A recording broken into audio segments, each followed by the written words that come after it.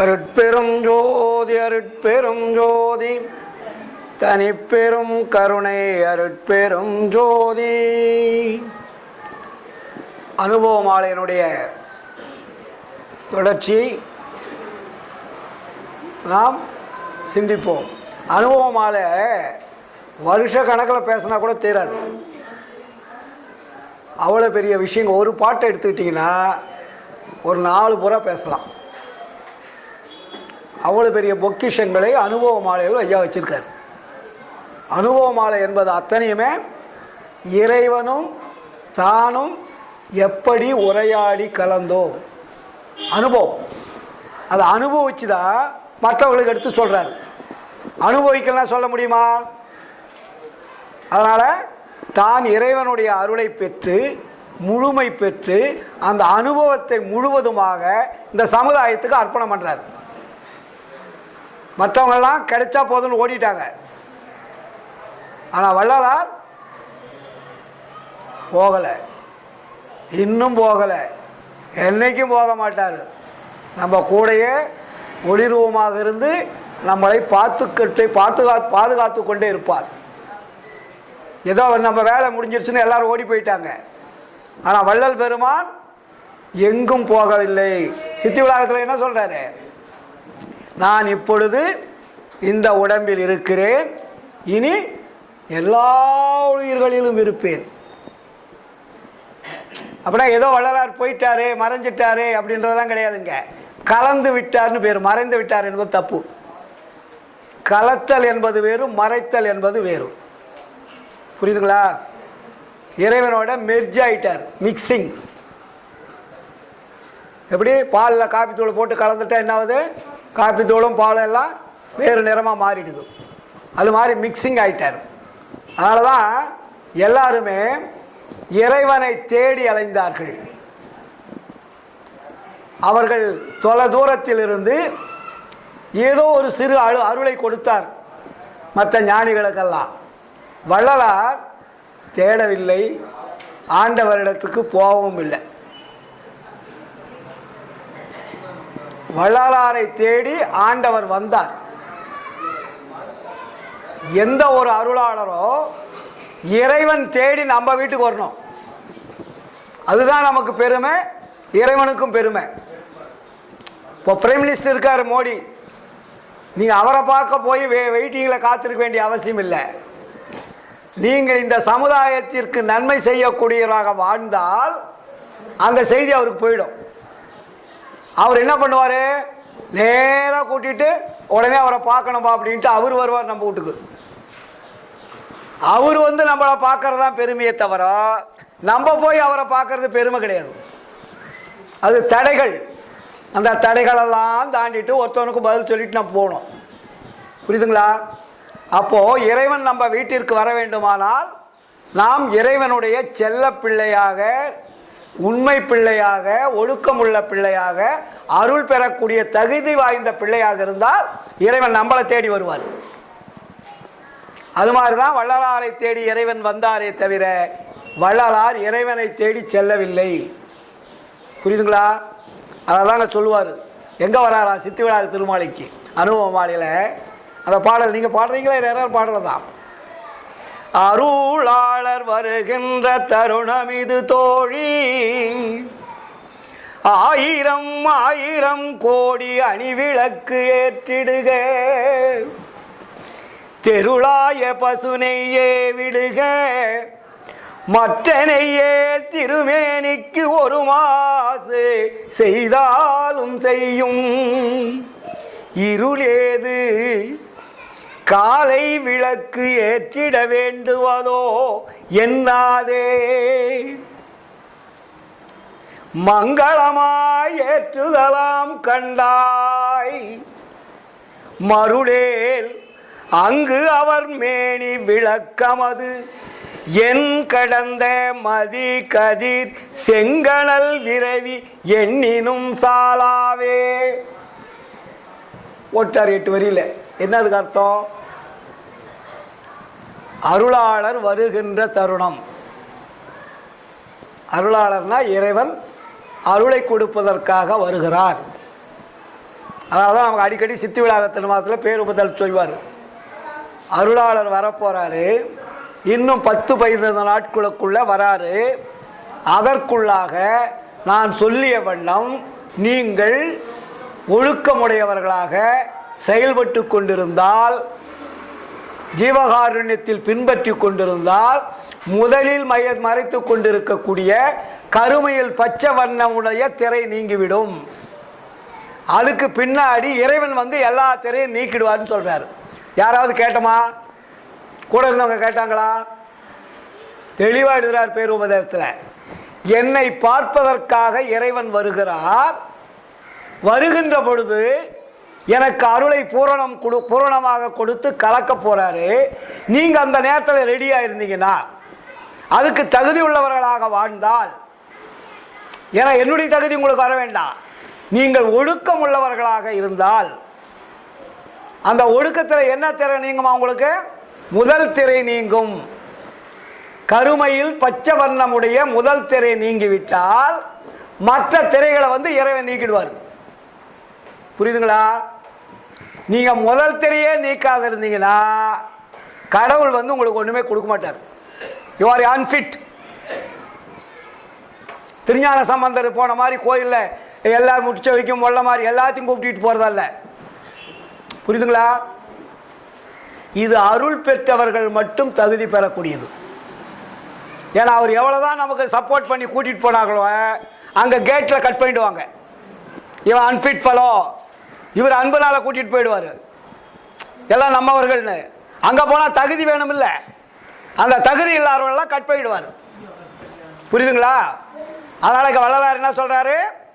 அருளாளர் வரப்போகிறாரு, அவருக்கு சாதாரண விளக்கு வைக்கக்கூடாதான், 1000 கோடி அணிவிளக்கேற்றிடுக. என்ன அணிவிளக்குன்னா என்ன? நம்ம விளக்கேற்றுறதல்ல, இந்த உடம்பில் இருக்கக்கூடிய ஒவ்வொரு அணு துகள்களும் ஒளிமயமாக மாறணும். அப்போ தான் உள்ளே போவார் இறைவன். பஞ்சபூத உடம்பு இருந்தால் உள்ளே போக மாட்டார், அதான் தடுப்பு. இறைவன் ஏன் நம்மக்கிட்ட வர மாட்டேங்கிறாரு? பஞ்சபூத உடம்பு, இதுக்கு பேர் என்ன? ஊன் உடம்புன்னு பேர். இந்த ஊன் உடம்பு இருக்கின்ற வரையில் இறைவன் உள்ளே புக மாட்டார். அதனால் என்ன, இறைவன் வர்றதுக்குள்ளே வள்ளலார் என்ன பண்ணுறாரு? இந்த அணுக்களை போல ஊன உடம்பை ஒளி உடம்பாக மாற்றுகிறார். புரியுதுங்களா? ஒளி உடம்புனா இறைவன் வந்து அந்த தகுதி கொண்ட, இறைவனுடைய ஸ்டாண்டர்ட் மாதிரி இருந்தால் தான் நம்மக்கிட்ட. இப்போ கணவன் மனைவினா 2 பேருக்கு ஒரு ஸ்டாண்டர்ட் இருக்கணும். கணவனுக்கு பிடிக்காத பொண்டாட்டியோ, பொண்டாட்டிக்கு பிடிக்காத கணவனாக இருந்தால் என்னாகும்? குடும்பம் விரிச்சல் ஏற்பட்டுரும் இல்லைங்களா? அப்போ 2 பேரும் ஒத்த கருத்துள்ள, ஒத்த மனமுள்ள, ஒத்த ஒழுக்கம் உள்ளவர்களாக இருந்தால் அந்த குடும்பம் மேம்பட்டு வளர்ந்துக்கிட்டே இருக்கும் இல்லைங்களா? சாதாரண உலகத்திலே. அப்போ இறைவன் வந்து நம்ம உடம்புக்குள்ளே பூராருன்னா எப்படி இருக்கணும்? இறைவன் வருவதற்குண்டான தகுதி இந்த உடம்புல இருக்கணும். அப்போ இறைவனுடைய தகுதி என்ன? ஒளி தகுதி. அது அருள் உடம்பு பெற்றது. அந்த அருள் உடம்பு பெறுகின்ற பொழுது இது அருள் உடம்பா மாறினா தான் உள்ள போவார். பூத உடம்புல போவாரா? போக மாட்டார். அதனால் அருளாளர் வருகின்ற தருணம் இந்த உடம்பை எல்லாம் ஒளிமயமாக மாற்றுறார் வள்ளலார். புரியுதுங்களா? அது எத்தனை நம்ம சொல்கிற மாதிரி இந்த விளக்கல்ல, 1000 கோடி அணிவிளக்கு ஏற்றிடுக. இதில் நெய்யில் ஊத்துற விளக்கு இல்லை, எண்ணெயில் ஊத்துற விளக்கு இல்லை இல்லைங்களா? நம்ம ஊத்துற பல எண்ணெய்கள் இந்த விளக்கல்ல. அப்போ நீ கேட்கலாம், அவர் தான் ஒளி உள்ளவராச்சே, நீங்களும் ஒளியாக மாறிடுறீங்கல்ல, அப்போ அங்கே ஒளி எதுக்கு? எல்லாமே ஒளி. அப்படி இருக்கும்போது அவரும் ஒளி உள்ளவர், நீங்களும் ஒளி உள்ளவர், அந்த இடத்துல இருட்டு கிடையாது. அப்போ எதுக்கு நீ விளக்கேற்ற சொல்கிறன்னு நம்மளாம் கேட்போம்லாம். புரியுதுங்களா? நம்ம கேட்போன்னு சொல்லிட்டு அவர் என்ன சொல்கிறாரு? அதெல்லாம் தெருளாய பசு நெய்யை விடுக மற்ற நெய்யல் திருமேனிக்கு ஒரு மாதம் செய்த. இங்கே பசு நெய் என்பது அருள். இந்த இடத்துக்கு பசு நெய்னா பசும்பால் நெய் அல்ல. ஏன்னா அந்த வேற நெய் விட்டால் உடம்பு கெட்டு போயிடும். அருள் வந்தால் தான் உடம்புடைய மாற்றம் ஏற்படும். அப்புறம் அவர் சொல்கிறாரு, இருள் ஏது? ஏன் விளக்கேற்றணும்? இங்கதான் இருள் கிடையாது. இருள் ஏது? அதுவும் காலையில் நேரம், நைட்டாக இருந்தால் கூட பரவாயில்ல. காலையில் வருகுவர் என் கணவர்னு பல பாடல்கள் வரும். இல்லைங்களா? உனக்கு எனக்கு பாப்பா பாடிச்சுல்ல, அதில் நிறைய அந்த அந்த வள்ளலாருக்கும் இறைவனுக்கு நடந்த சம்பாஷணம் தான் அந்த உனக்கும் எனக்கும் இசைந்த பொருத்தன்றது பூரா. சூப்பர் பாடல் அது பூரா. அப்போ இங்கே என்ன சொல்கிறாரு? இருள் ஏது, அது காலை நேரம். இருட்டாந்தா கூட ஏற்றலாம். காலை நேரத்தில் விளக்கேற்றிட வேண்டுவதோ என்னாது. நீ காலை நேரத்தில் போய் விளக்க வைக்கிறியே, நான் அதுக்காக சொல்கிறேன்னு நினைக்காத. இது எதுக்காக ஏற்றுறனா, ஒரு மங்களமாக. மங்களம்னா ஒரு மகிழ்ச்சி, புரியுதுங்களா? மங்களம் என்பது இங்கே மகிழ்ச்சி. என்னாதே மங்களமாக ஏற்றுதலாம் கண்டாய். இது மற்றவர்களுக்காக ஒரு மகிழ்ச்சி. ஏன்னா அவர் வராருன்னு எனக்கு தெரியும், நான் அவர் கூட கலக்க போறேன்னு தெரியும், கூட இருக்கிறவங்களுக்கு தெரியுமா? இவங்கெல்லாம் அப்பாவிகள் தான் இருக்காங்க. அவர்களுக்காக மங்களமாக ஏற்றுதலாம் கண்டாய். ஏன்னா அவருக்கு மங்களம்னா என்னன்னு தெரியும், எனக்கும் தெரியும், மற்றவங்களுக்கு தெரியாது. அதனால நீ ஒரு மற்றவர்கள் மகிழ்ச்சி தருவதாக ஏற்று. ஏன்னா அவர் உன் விளக்கில் வாழல, உன் வெளிச்சம் அவர் உன் வெளிச்சத்துக்கு அந்த உடம்பு இல்லை. அவருடைய உடம்பு எப்படிப்பட்டதான்? மருளேல் அங்கு அவர் மேனி, அந்த இறைவனுடைய திருமேனி விளக்கம். அது அதனுடைய விளக்கம் என்னன்னா, என் கடந்த என்னன்னா அளவில் அடங்காத, கணக்கிட்டு சொல்ல முடியாத மதி. மதினா என்ன? இங்க சூரியன். மதி கதிர் செங்கடல் கூடிற்று என்னும் காணாதே. அறிவு என்பது ஒரு மதி என்றால், புத்தி என்பது வேறு, அறிவு என்பது வேறு, ஒளி என்பது வேறு. எல்லாமே சில அந்த இடத்துக்கு தகுந்த மாதிரி அந்த வார்த்தைகள் மாறும். அப்போ இந்த பல கோடி ஒளிகள் இருக்கு பார்த்தீங்களா? அக்னி, சூரியன், சந்திரன், நட்சத்திரங்கள், இது பல கோடி சேர்ந்தாலும் அந்த ஒளிக்கு ஈடு இணையாகாதுன்ட்டார். எந்த ஒளிக்கு? அருட்பெருஞ்சோதி ஒளிக்கு. புரியுதுங்களா? அதனால நீ மங்களமா ஏற்றுதல். ஒரு மங்களத்தை அப்ப எதுக்கு நம்ம விளக்கு வைக்கிறோம்? இப்போ எல்லா லைட்டும் எரியுது, ஆனால் இது எரியுது. இப்போ இந்த வெளிச்சத்துக்கு இது தேவையில்லைன்னு நினைக்கலாம்.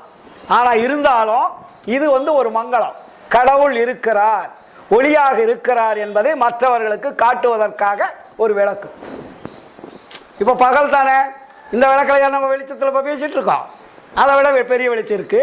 ஆனால் இருந்தாலும் இந்த விளக்கு வேணும். இந்த விளக்கு இருக்குதுன்னு சொல்லிட்டு இதை அணைக்க முடியுமா? அணைக்கக்கூடாது. புரியுதுங்களா? அப்போ நம்ம உடம்புக்குள்ள அதே மாதிரி தான் ஆன்மா என்ற விளக்கு எரிந்து கொண்டிருக்கிறது. ஆன்மா என்ற விளக்கு அணையாமல் எரிந்து கொண்டிருக்கிறது. அந்த விளக்கினுடைய தன்மைக்கு தகுந்தால் போல இந்த உடம்பை மாற்றணும். இதுதான் அனுபவம். ஆன்மா என்பது ஒளித்தன்மை தானே. அந்த ஒளித்தன்மை மாற்றுவதுனா எப்படி மாற்றணும்? இந்த உடம்பு முழுவதும், உயிர் முழுவதும், இந்திரிய கரணங்கள் அத்தனையும் ஒளியாக மாற்ற வேண்டும். ஒளியாக மாற்றினால் மட்டும்தான் அதுக்கு பேரு ஆன்ம தேகம்னு பேரு. படிக்கிறோம் இல்லையா? ஒளி தேகம், ஆன்ம தேகம். இப்ப நம்ம உடம்பு என்ன தேகம்? ஜீவதேகம்.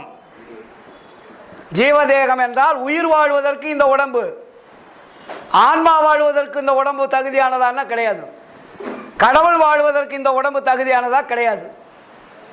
சாப்பிட்றதுக்காக கொடுக்கப்பட்டது இந்த பாடி. நீங்க சாப்பிடாத நிறுத்திட்டீங்கன்னா உயிருக்கு வேலை இல்லை, உடம்புக்கு வேலை இல்லை. உயிருக்கு அங்க வேலை கிடையாது. புரியுதுங்களா? அப்போ இந்த உயிரையும் உடம்பையும் ஒளியாக மாற்றுவதற்கு தான் அனுபவம் வேணும்.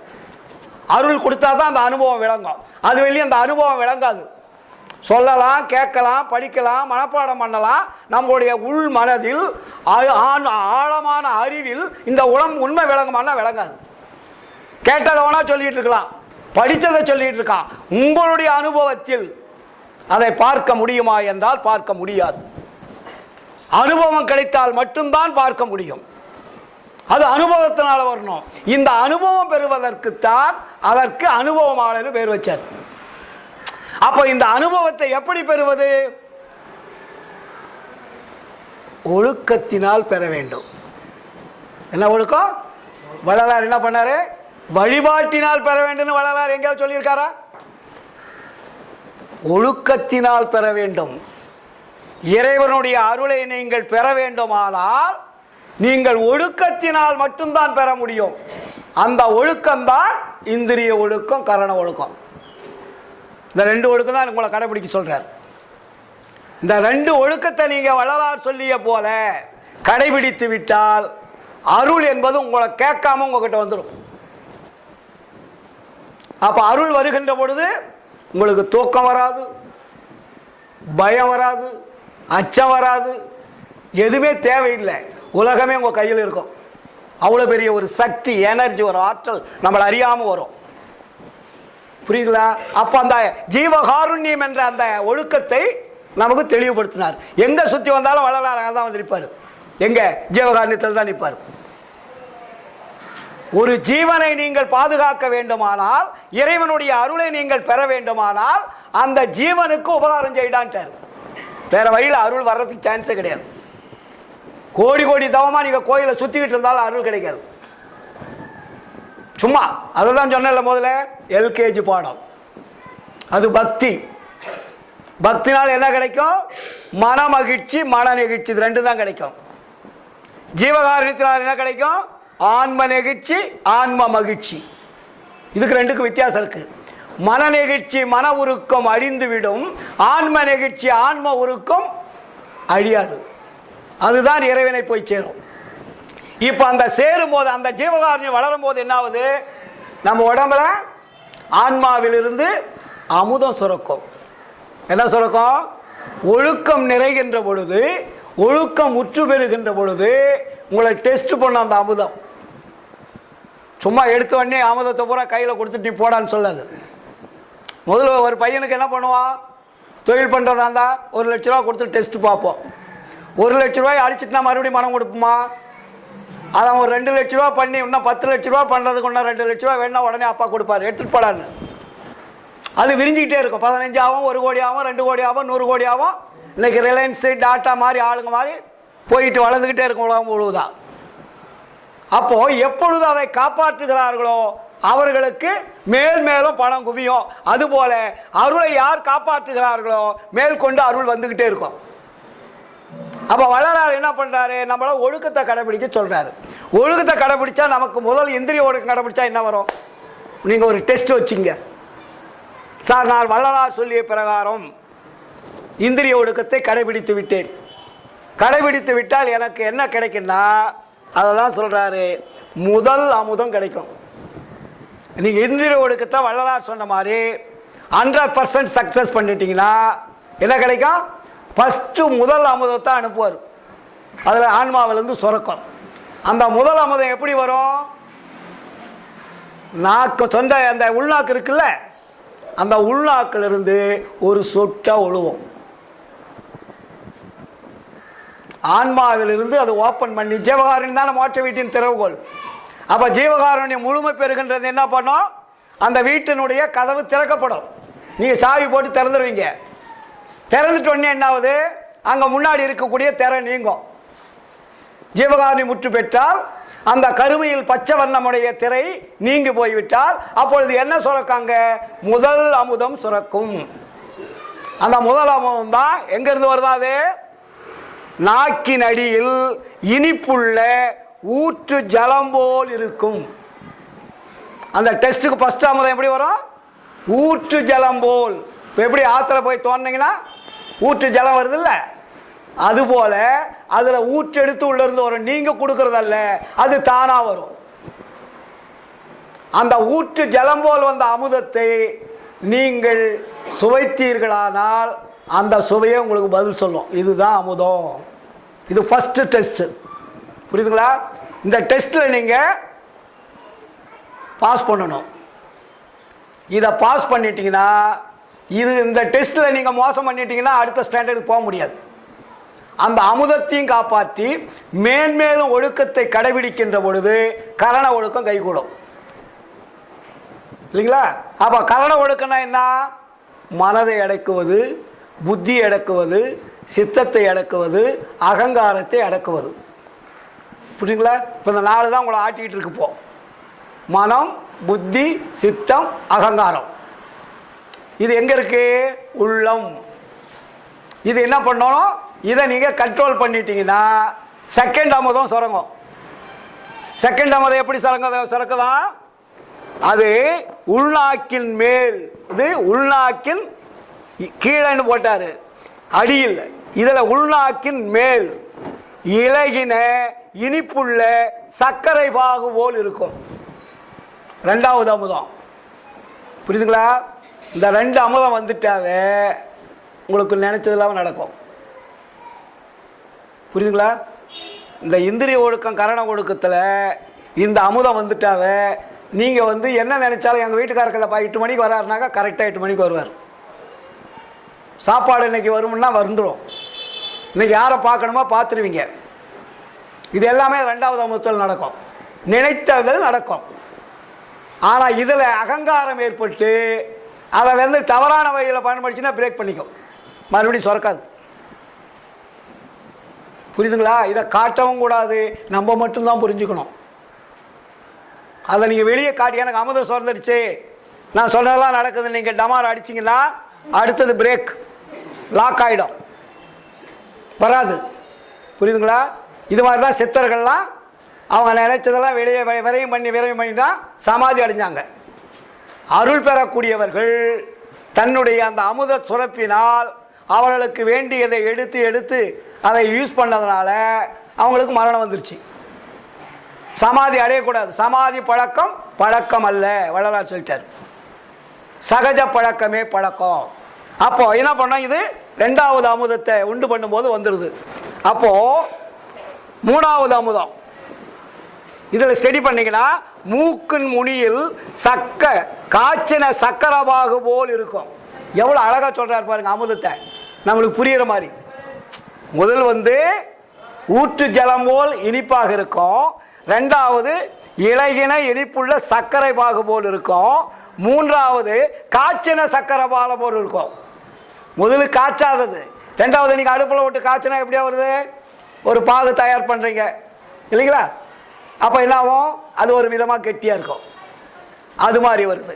இந்த வரும்போது உங்களுடைய உடம்பு இந்த அணுக்களெல்லாம் ஒன்றொன்றா விழிப்புணர்வு ஏற்பட்டு சாப்பாடு பூரா கம்ப்ளீட் பிரேக் ஆகிடும். சாப்பிட்ற எண்ணமே உங்களுக்கு வராது. அதனால தான் வள்ளலார் சொல்லுவார், சாப்பாடு வராது, தூக்கம் வராது, பயம் வராது, எதுவுமே வராது. விழிப்புணர்வு தான் உங்களுக்கு எந்த நேரமும். இது மாதிரி நிலை வரும். இதெல்லாம் அடைந்தவர்கள் யாரு? மனிதர்கள், அதற்கு மேல் கொண்ட சித்தர்கள். அந்த சித்தர்களே கர்ம சித்தர்னு இருக்கு, யோக சித்தர்னு இருக்கு, ஞான சித்தர்னு இருக்கு. சித்தர்கள் 3 வகை. புரியுதுங்களா? இது மாதிரி 5 அமுதங்களை சொல்றாரு. 4வது அமுதம் நடுவில் நெற்றியில். இது உள்நாக்கு வழியா வரணும். அடுத்தது எங்க வருது? 4வது நடுவில், நெற்றி நடுவில் முதிர்ந்த சக்கரபாகு போல் இருக்கும். சென்டர் பாயிண்ட்லேருந்து வரும், அது முதிர்ந்தது, பவர்ஃபுல்.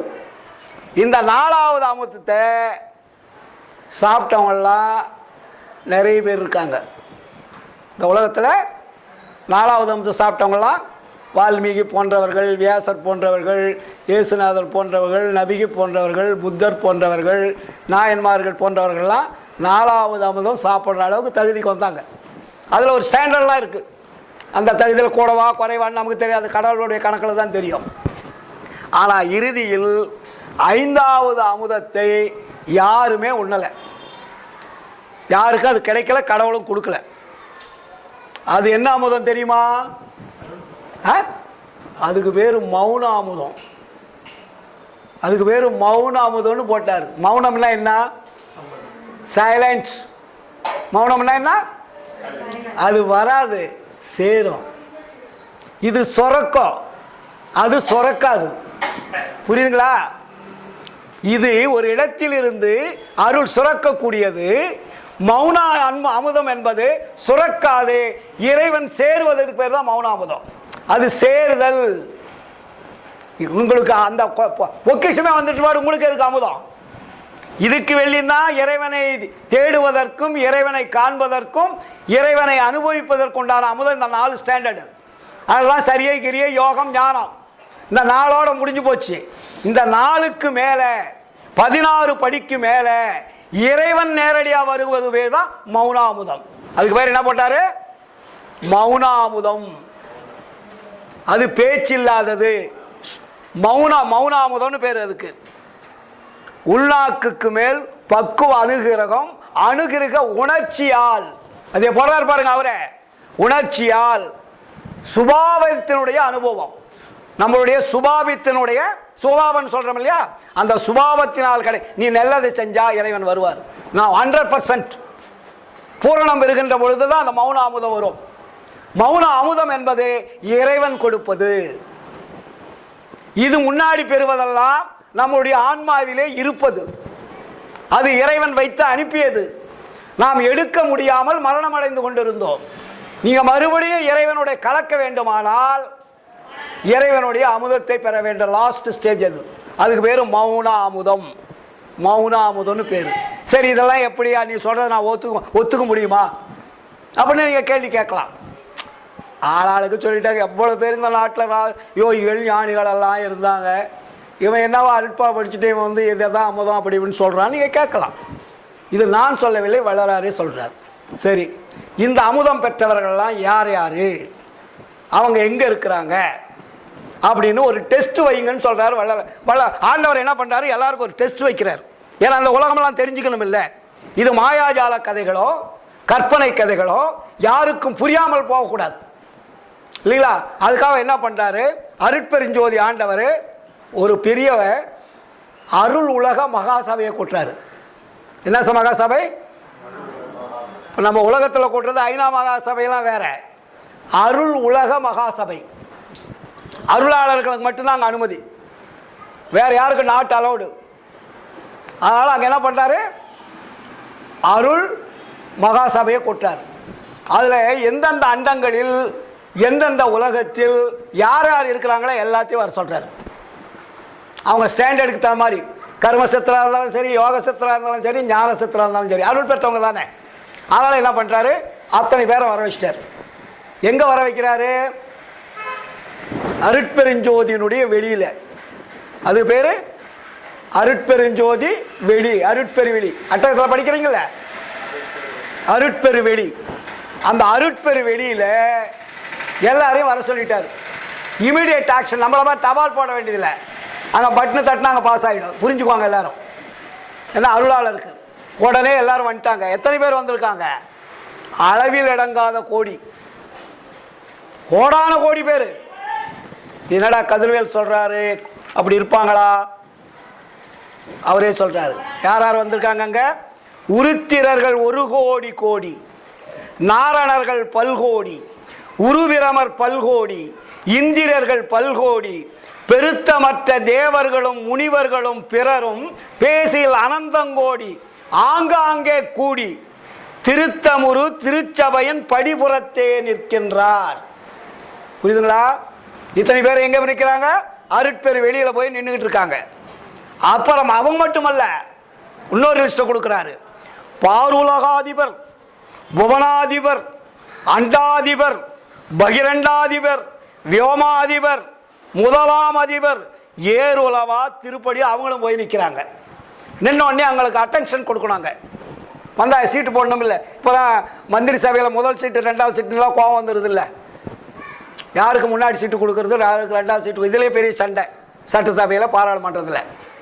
அப்போ அங்கே என்ன லிஸ்ட்டு கொடுக்குறாரு, ஃபர்ஸ்ட் ஞான சித்தருக்கு ஃபர்ஸ்ட் ரோல், யோக சித்தருக்கு செகண்ட் ரோல், கர்ம சித்தருக்கு தேர்ட் ரோல்.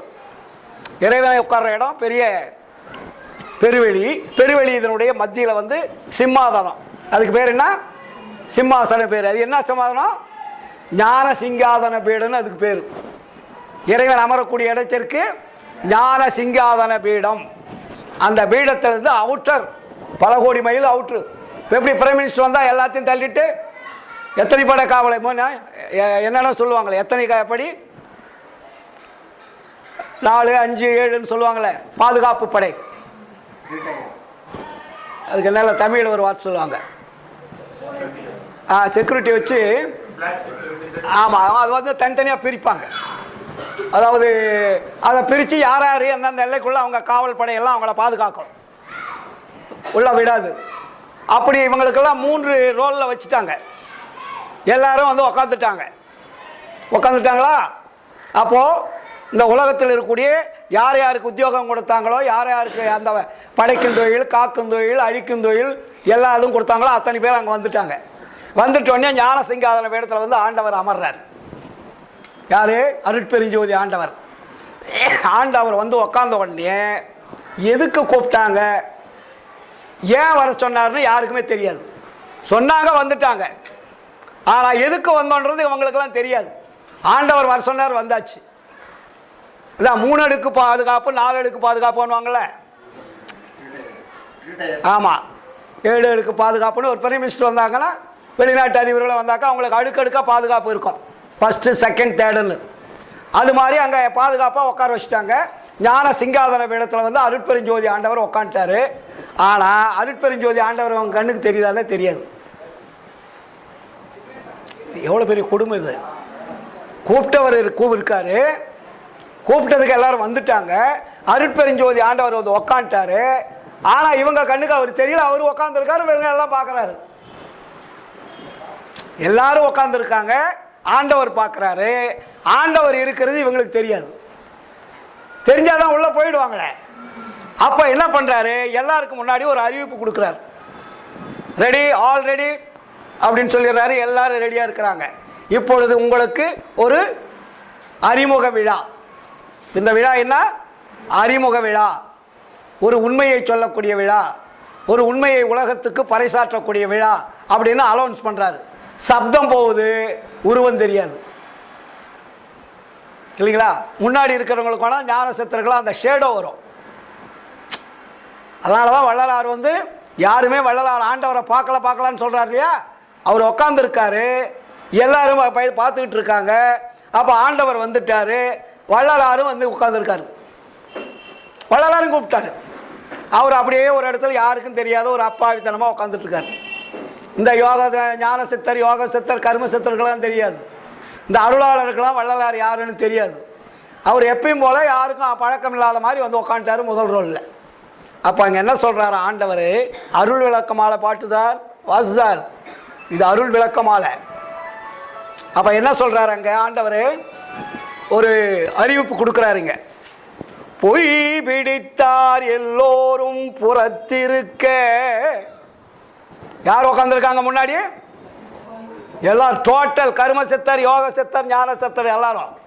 பொய் பிடித்தார் எல்லோரும் புறத்திருக்க, நான் போய் பொது நடங்கண்டு உலங்களிக்கும் போது. நானும் போயிட்டு அது மூலம் மாதிரி. அப்போ ஆண்டவர் என்ன சொல்றாரா?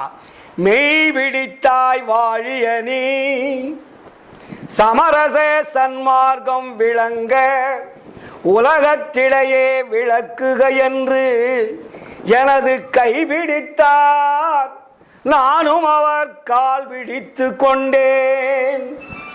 கழித்திடுக இல்ல,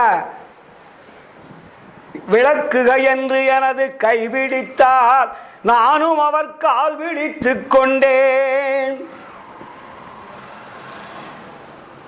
கழித்திடுக இனி உனை நாம் கைவிடோம் என்றும். ஆண்டவர் எங்க சொல்றாரு? வள்ளலார்கிட்ட மட்டும் சொல்லல, தெளிவாக கவனிக்கணும் அந்த பாடல். அவ்வளவு பெரிய ஆழமான பாடல். கழித்திடுக, செங்கோலை கொடுக்குறாரு, காலை பிடிச்சிக்கிட்டாரு, இவரும் அவர் காலை பிடிச்சிக்கிட்டாரு, எழுந்திருக்கிறாரு, நிற்கிறாரு, எல்லாரும் பார்த்துக்கிட்டு இருக்காங்க. கழித்திடுக இனி உனை நாம் கைவிடோம் என்றும். யார் முன்னாடி சொல்றாரா? மை பிடித்த விழி உலகர் எல்லோரும் காண. வள்ளலாருக்கு ஏதோ தனியாக கொண்டு போய் சொல்லல ஆண்டவர். மை பிடித்த விழி உலகர் எல்லோரும் காண மாலையிட்டோம் என்று எனக்கு மாலை அணிந்தாரே. யாராருக்கு முன்னாடி? உலகத்தில் இருக்கக்கூடிய அதிபர்கள் கோடான கோடி பேர், இந்திரர்கள், பிரம்மர்கள், நாரணர்கள், அண்டாதிபர்கள், பகிரண்டாதிபர்கள், இத்தனை பேர் உட்காந்துருக்காங்க. வள்ளலாரை கூப்பிட்டு என்ன கொடுக்குறாரா? நீ வந்து பொய் மெய் சொன்னதுனால உங்களுக்கு இந்த பதவியை நான் கொடுக்குறேன். என்ன பதவி? அடுத்தது வராருங்க.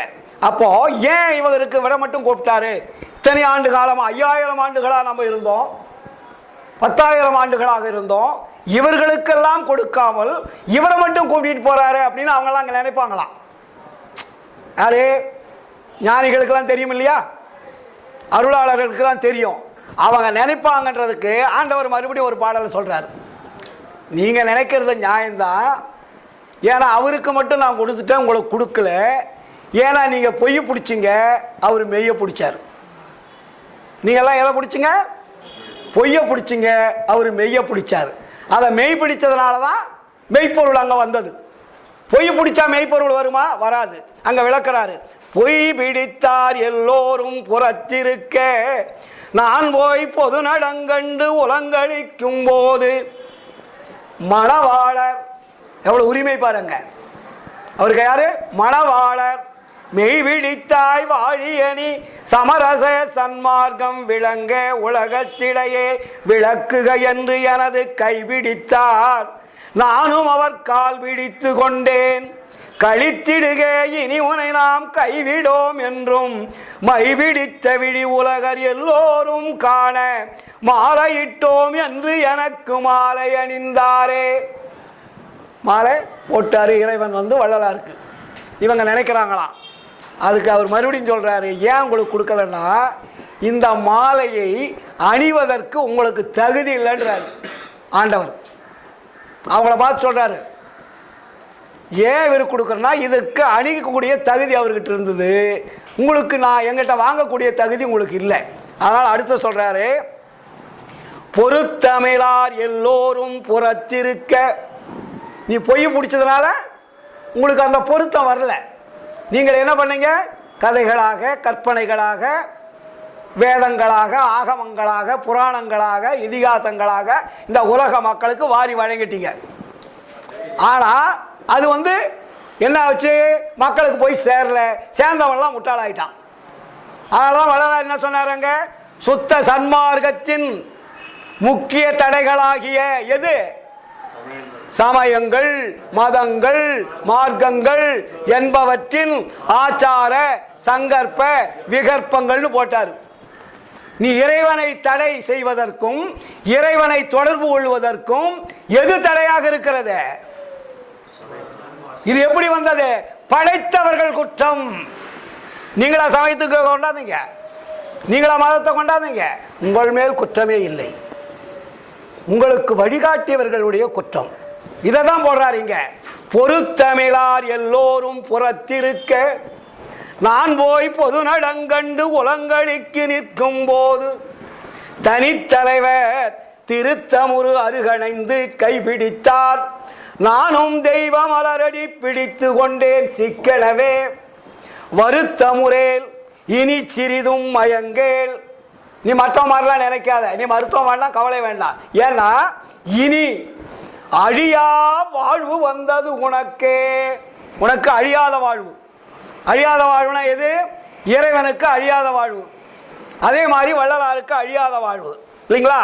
வருத்தமுறோல் இனி சிறிதும் மயங்கேல். கான்னா பாரு, அழியாத வாழ்வு வந்தது உனக்கே என்று ஏழு உலகும் மதிக்க கருத்து அளந்து வாழிய என்று ஆழி அணிந்து எனது கையநீர் பொற்கங்கணமும் கட்டினர்கால் தோழி. கங்கணம் கட்டிட்டார் கையில். கங்கணம்னா என்ன? உறுதி. இப்போ கல்யாணத்துக்கு கங்கணம் கட்டுறோம் இல்லையா? கங்கணம் கட்டோம்னா இனி மாற்றப்பட முடியாது. இந்த பொண்ணு தான் இந்த புருஷனுக்கு, இந்த புருஷனுக்கு இந்த பொண்ணு தான்ன்றது உறுதி பண்ணுறது. புரியுதுங்களா? அப்போது கணவன் மனைவி என்பது அப்போ தான் நிர்ணயிக்கப்படும். அதுக்கப்புறம் தான் அவங்கள பேச விடுவீங்க. ஃபோனில் வேணாலும் பேசிக்கிங்க, கம்ப்யூட்டரில் வேணாலும் பேசிங்க, வீடியோ காம வேணாலும் பேசிங்க, பார்க் வேணாலும் போங்க, எங்கே வேணாலும் போங்கன்னு எப்போ சொல்கிறோம்? கங்கணம் கட்டிட்டா தீர்ந்து போச்சு. நீங்கள் அப்பா அம்மா அவங்க மறுத்தாலும் வேலையாகாது. அவங்க ரெண்டு பேருமே போனாலும் போயிடுவாங்க. இது உலகினுடைய வாழ்க்கை. அதுபோல் அருள் என்பது இறைவன் வள்ளலாறு கங்கணத்தை கட்டிட்டார், யாராலையும் அழிக்க முடியாது. புரியுங்களா? அப்படிப்பட்ட ஒரு நிலையை வள்ளல் பெருமான் பெற்றார். அது பூரண அருள் பெற்றாதான் இறைவனுடைய அந்த சிம்மாசனத்தில் போய் உட்கார முடியும். மற்றவங்களுக்கெல்லாம் தொழிலை கொடுத்தார். என்ன தொழிலா? படைக்கும் தொழில், காக்கும் தொழில், அழிக்கும் தொழில், ஒருவருக்கு ஒரு தொழில். ஆனால் வள்ளலாருக்கு என்ன பண்ணாங்க? எல்லா தொழிலும் பண்ணாங்க. விளையாட்டுக்கு சொல்லலைங்க, இப்போ யாருக்குமே எந்த உத்தியோகமும் கிடையாது.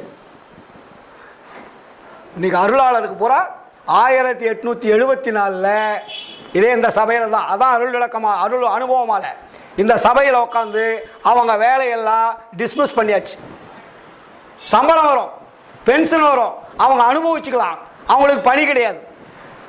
நீங்கள் எந்தெந்த சக்தி உள்ள கடவுள் என்று நினைத்தீர்களோ, எந்த சக்தி உள்ள கடவுள்களை படைத்தார்களோ அவர்களுக்கு வேலை என்பதும் கிடையாது. அவங்களை நீங்கள் வேண்டினால் உங்களுடைய எண்ணங்கள் அவங்க கிட்ட போகாது. இது ரொம்ப நல்லா புரிஞ்சுக்கணும். அதனால தான் இங்கே வள்ளலார் என்ன சொல்றாரு, துன்பலாம் தீர்ந்தன சுகம் பலித்தது நினை சூழ்ந்த அருள் அனுபவம் நிறைந்த சுத்த சன்மார்க்க நிலை அனுபவம் நினக்கே சுதந்திரமதானது. வேற யாரும் கொடுக்கலாம் அந்த சுதந்திரம்? நடராஜபதி மாலை. துன்பலாம் தீர்ந்தன சுகம் பலித்தது நினை சூழ்ந்த அருளொளி நிறைந்த சுத்த சன்மார்க்க நிலை அனுபவம் நினக்கே சுதந்திரமதானது. உலகில் வன்பலாம் நீக்கி மெய் வாழ்வலாம் பெற்று மிகவும் மண் உயிரெல்லாம் கழித்திட நினைத்தனை உன் மனநினை பின்படிக்க அன்பனி பெருக உளவாது நீடூடி விளையாடுக. என்ன கொடுக்கிறாரா? அருஜோதியாம் ஆட்சி தந்தோம்.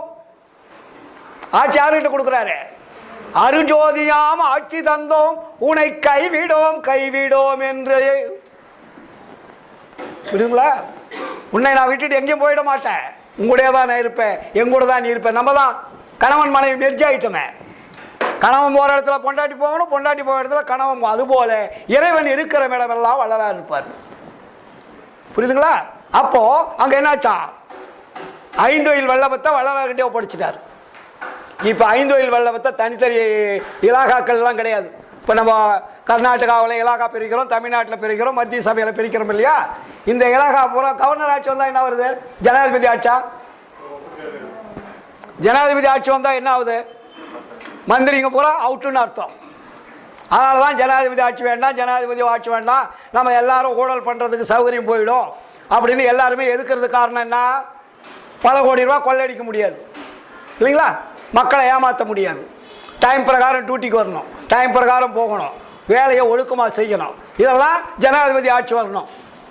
ஒரு கண்ட்ரோல், வேறு யாரும் அங்கே வந்து வாழாட்டக்கூடாது. அதுபோல் இப்போ இந்த கண்ட்ரோல் யார்கிட்ட கொடுத்துருக்காரு? ஆண்டவர் அருளாளர்கிட்ட கூட. ஏன் அவர் தப்பு பண்ணுவாரா? தப்பு பண்ண மாட்டார். ஏன் பண்ண மாட்டார்? முழு பூரண அருளை பெற்றதினால் தவறுக்கு அங்கே சான்ஸே கிடையாது. முழுமை பெற்றுட்டா தவறு பண்ண வேண்டிய அவசியம் இல்லையே. அறகுறைக்கு தான் தவறு பண்ணோம். புரியுதுங்களா? அப்போ அந்த அறகுறை மாதிரி இருக்கக்கூடிய அருளாளர்களுக்கு வேலையை நீக்காச்சு. அதனால தான் வள்ளலார் என்ன சொன்னார்? எல்லாரும் நம்மளை பார்த்து சொல்கிறாரு,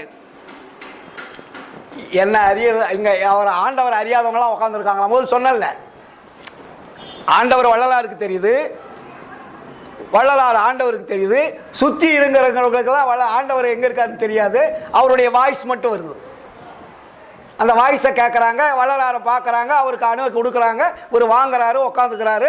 அதுக்கப்புறம் சொல்கிறாரு, தமை எரியார் எல்லோரும் புறத்திருக்க. என்ன அழகாக அடிக்கிட்டு போகிறார் பாருங்க. முன்னாரு பொய் பிடித்தார்னாரு, ரெண்டாவது பொருத்தம் மேலாருனாரு, இன்னொருத்தர் அவங்களே அவங்க அறியலைன்றாரு. நீ உன்னை அதை தான் உடம்பு உருவகைன்னு சொன்னோம் இல்லையா? 10 உன்னுடைய உடம்பையும் உயிரையும் இந்த உலகத்தினுடைய படைப்பு காத்து அழித்து இதுக்கு யார் இன்சார்ஜ் உள்ளவர்? எங்கிருந்து அந்த ஆற்றல் வருது? எங்கிருந்து இயக்கிக் கொண்டிருப்பவர்? அந்த மெய்ப்பொருள் என்ற இருக்கும் இடம் என்ன என்பதை கண்டவர், கழித்தவர், காண்பித்தவர் வள்ளலார். மற்றவங்கெல்லாம் தன்னையே பார்க்கல, எப்படி பிறரை பார்ப்பாங்க? உள்ளுள்ள இருக்கக்கூடிய ஆன்மாவையே பார்க்க முடியாமல் நீ எப்படி இறைவனை பார்ப்ப? இப்போ நம்ம ஆன்மா பார்க்க முடியுதா? எல்லாரும் சொல்கிறேன் நம்மளை இயங்கிட்டு தான் இருக்கு, அதை பார்க்க முடியலையே. அப்புறம் எப்படி நீ கடவுளை பார்ப்ப? ஆன்மாவை பார்க்கும் தகுதி பெற்றவர்கள் மட்டும்தான் கடவுளை பார்க்க முடியும். நல்லா புரிஞ்சுங்க. நான் பார்த்தங்கத்தன்னு சொன்னால் கற்பனை கதைகளை பார்த்துட்டு அதெல்லாம் பேசிகிட்டு இருக்கிறது. ஆண்டவரெல்லாம் அவ்வளோ சீக்கிரத்தில் பார்க்க முடியாது. அது பார்த்தோன்னா அது ஒரு மாயா தோற்றம், அது உண்மை தோற்றம் அல்ல, மாயா தோற்றம்னு பேர் இருக்கு. என்ன நினைக்கிறோமோ அதுவாக மாறுவது. அப்போ என்ன சொல்கிறாரு? தமை எரியார் எல்லோரும் புறத்திருக்க நான் போய் சபனடங்கண்டு உலங்களிக்கும் தருணத்தே. தலைவர் இமையறியார் விழி உடையார் எல்லாரும் காண. இந்த இமையவே நம்மளுக்கு தெரியாது. கண்ணுக்கு முன்னாடி தான் இமை இருக்கு. இமையை பார்க்க முடியுமா உங்க கண்ணு? எவ்வளவு பெரிய அற்புதம் இது சார். நம்ம கண்ணை மூடுறது தான் இமை. இந்த இமையை நீங்க பார்க்க முடியுமா? கண்ணாடி தான் பார்க்க முடியும். முன்னாடி ஒரு கண்ணாடி பிரேம் வச்சுட்டு நீங்க பார்க்கலாம் உங்க உருவத்தை, இல்லைங்களா? ஆனா நீங்களே உங்க கண்ணாடி உங்க இமையை பார்க்க முடியுமா? இல்லை, இந்த புருவத்தை தான் உங்க கண்ணு மேல் நோக்கி பார்க்குமா? உள்ள இருக்கக்கூடிய ஆன்மாவை பார்க்குமா? எப்படி படிச்சிருக்கான்? இதையே உன்னால பார்க்க முடியலையே. உங்கள்கிட்ட இருக்கிற உடம்பு, உங்கள்கிட்ட இருக்கிற கண்ணு, உன்னை கண்ணை சுற்றி இருக்கக்கூடிய புருவம், அதுக்கு மேலே இமை, இல்லையா? இதையே பார்க்கும். உன் தலையை நீங்க பார்க்க முடியுமா? உங்க முதுகு பார்க்க முடியுமா? அது கூட பின்னாடி மறைவா இருக்கு. முன்னாடி தான் இருக்குது. கண்ணு முன்னாடி இருக்குது, தலையும் முன்னாடி இருக்குது, மூக்கு முன்னாடி இருக்குது, வாயு முன்னாடி இருக்குது, காது முன்னாடி இருக்குது. இந்த காதை எப்படி தான் திருப்புங்க? காது கண்ணுக்கு தெரியுதான்னு பாருங்க. என்ன அற்புதம்! யாருடைய படைப்பு!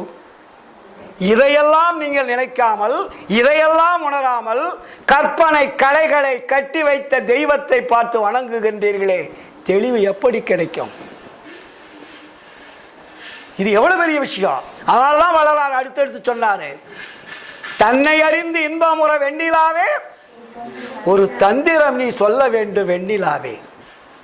தன்னை அறியக்கூடியதற்கு ஒரு ரகசியத்தை புரிந்து கொள்ளவில்லையே, தன்னுடைய ஆற்றலை புரிந்து கொள்ள முடியவில்லையே. அந்த பாட்டு எப்படி பாடுறீங்க? நீங்களா பாடுற பாட்டு தானே. தன்னை அறிந்து இன்பமுற வெண்ணிலாவே ஒரு தந்திரம் நீ சொல்ல வேண்டும் வெண்ணிலாவே, இல்லைங்களா? அடுத்த வரி என்ன? நாதர் முடி வேலிருக்கு வெண்ணிலாவே நானும் வர வேண்டுகின்றேன் வெண்ணிலாவே. எவ்வளவு அழகா கொண்டுட்டு போவார், இல்லைங்களா? ஒரு நாளாவது அப்பனை கேட்டு வேண்டி இருக்கிறீங்களா? பாடல் தான் பாடிட்டு இருக்கிறோம். நம்ம அப்பாவை கேட்டு என்ன வேணும்னு நம்ம தெரிஞ்சுக்கிட்டோமா?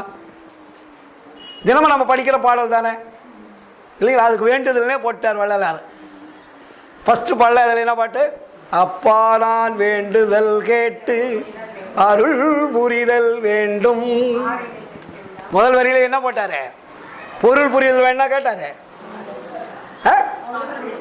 ஃபர்ஸ்ட் வரியே அப்பா நான் வேண்டுதல் கேட்டு அருள் புரிதல் வேண்டும், ஆருயிர்கட்கெல்லாம் நான் அன்பு செயல் வேண்டும், எப்பாரும் எப்பதமும் எங்கனம் நான் சென்றே என் தந்த நினது அருட்புகழை எம்பீடல் வேண்டும்,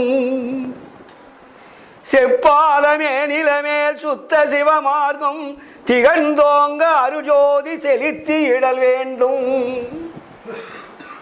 இல்லைங்களா? அப்படியே அந்த வேண்டும் வேண்டும் எவ்வளவு அழகா கொண்டாரு. அதுக்கு என்ன சொல்றாரு?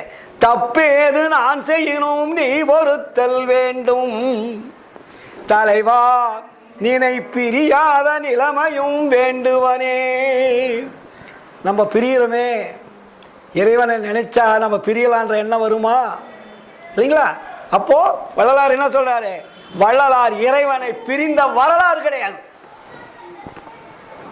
வள்ளலார் இறைவனை பிரிந்த வரலாறு கிடையாது. அதெல்லாம் சொல்லுவாரு, நீ என்னை மறக்கவில்லை, நான் எப்படி உன்னை மறப்பது? இறைவன் நம்மளை மறந்தால் நமக்கு என்ன ஆகும்? உயிர் போயிடுச்சுன்னு அர்த்தம், இல்லைங்களா?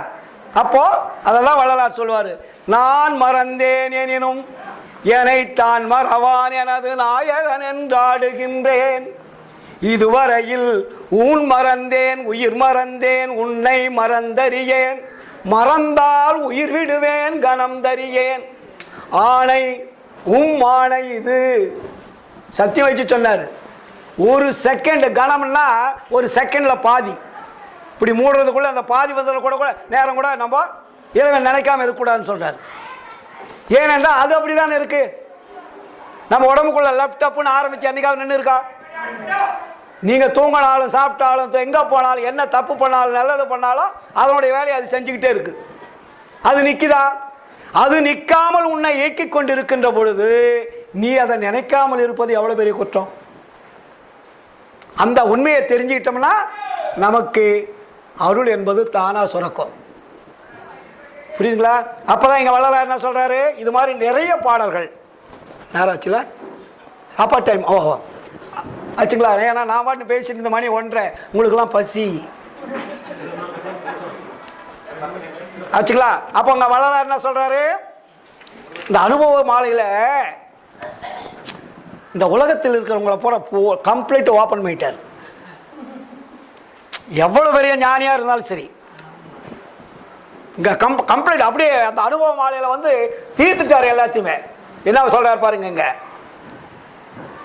செம்பவள திருமலையோ மாணிக்க விளக்கோ தெய்வமாம் தெய்வமரகத திரளோ செழுநீல பொறுப்போ பம்புமணி ஒளியோ பசும் பொன்னின் சுடரோ படிக வண்ண பெருங்காட்சிதானோ என்று உணர்ந்தே எம்பரம் எம்பரம் எம்பரம் என்றே புறவண்ணம் யாதே. என்ன புரிஞ்சுக்கிட்டீங்க இந்த பாட்டில்? நீங்க எல்லாருமே என் தெய்வம் என் தெய்வம் என் தெய்வம்னு போய் சுத்துறீங்க. தெய்வத்தினுடைய உங்களுக்கு புறவண்ணமாவது தெரியுமாடான்னு கேட்குறாரு. நீ அகவண்ணம் பார்க்கறது அப்பாரம். நான் சொன்ன தெய்வத்தினுடைய புறவண்ணம் என்னன்னு தெரியுமா? அருட்பெருஞ்சோதி ஆண்டவர் இருக்காரு. அவருக்கு அகம் இருக்கிறது, அகப்புறம் இருக்கிறது, புறம் இருக்கிறது, புறப்புறம் இருக்கிறது, இல்லைங்களா? நம்ம மற்றவர்கள்லாம் புறம் புறப்புறத்தை தான் பார்த்துருக்காங்க. புறம் புறப்புறம் என்பது ஷேடோன்றது பேர். ஷேடோன்னா வெளிச்சம். நீங்கள் லாக் பண்ணிட்டாலும் ஜன்னல் பார்த்தா வெளிச்சம் தெரியும். இங்கே லைட் எரியுது, அங்கே ரோட்லேருந்து பார்த்தீங்கன்னா என்ன தெரியும்? வெளிச்சம் தெரியும். இது ஷேடோ. பல்பு தெரியுமானா தெரியாது. புரியுதுங்களா? அப்போ ஆண்டவர் வந்து அகம் அகப்புறம் அப்புறம் புறப்புறத்தில் இருக்காரு. அதே மாதிரி தான் நம்ம உடம்பும், இதே மாதிரி இந்த அண்டங்களும் அப்படிதான். எல்லாமே 4 தோற்றங்களில் தான் 4 விதமாக இயங்கி கொண்டிருப்பது. அப்போ ஆண்டவருடைய புறவண்ணம் எப்படின்னு தெரியுமா உங்களுக்கு? புறவண்ணமே தெரியாது இருக்கின்ற பொழுது அகவண்ணம் எப்படி தெரியும்னு கேட்கிறார், இல்லைங்களா? ஆண்டவருடைய புறவண்ணம் என்ன, அகவண்ணம் என்ன, இது ரெண்டுமே தெரியாது. புறத்திலிருந்து என்ன வருது, அகத்திலிருந்து என்ன வருது, அகப்புறத்திலிருந்து என்ன வருது, இதை தான் பிரிக்கிறார். இங்க வள்ளலார் என்ன சொல்றாரு? இயற்கைக்கு 3 பகுதிகள் இருக்குன்னாரு. ஆண்டவருக்கு என்ன பகுதி? 3. அந்த 3 பகுதியில் என்னென்ன இருக்கு? அதுக்கு பேர் தான் இயற்கை உண்மை, இயற்கை விளக்கம், இயற்கை இன்பம்னு போட்டார். 3க்கும் பேர் என்ன? முன்னாடி இயற்கை இயற்கைன்னே வருவோம். ஆனால் இயற்கை 3க்கும் இருக்கும் ஒரே பொருள். அந்த இயற்கை உண்மைன்னு போட்டார். அடுத்தது இயற்கை விளக்கம்னு போட்டார். 3ஆவதுக்கு இயற்கை இன்பம்னு போட்டார். இது எது வருது? 3லிருந்து தான் வருது. ஒன்றிலிருந்து 3ம் இருக்கிறது, ஒன்றிலிருந்து அது 3ஆக வெளியே வருது.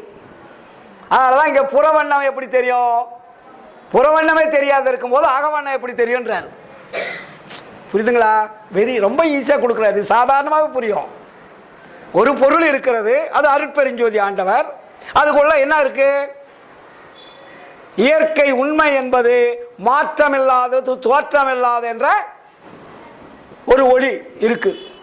அதுக்குள்ள என்ன இருக்குது? இயற்கை விளக்கம் என்ற அருள் இருக்கு.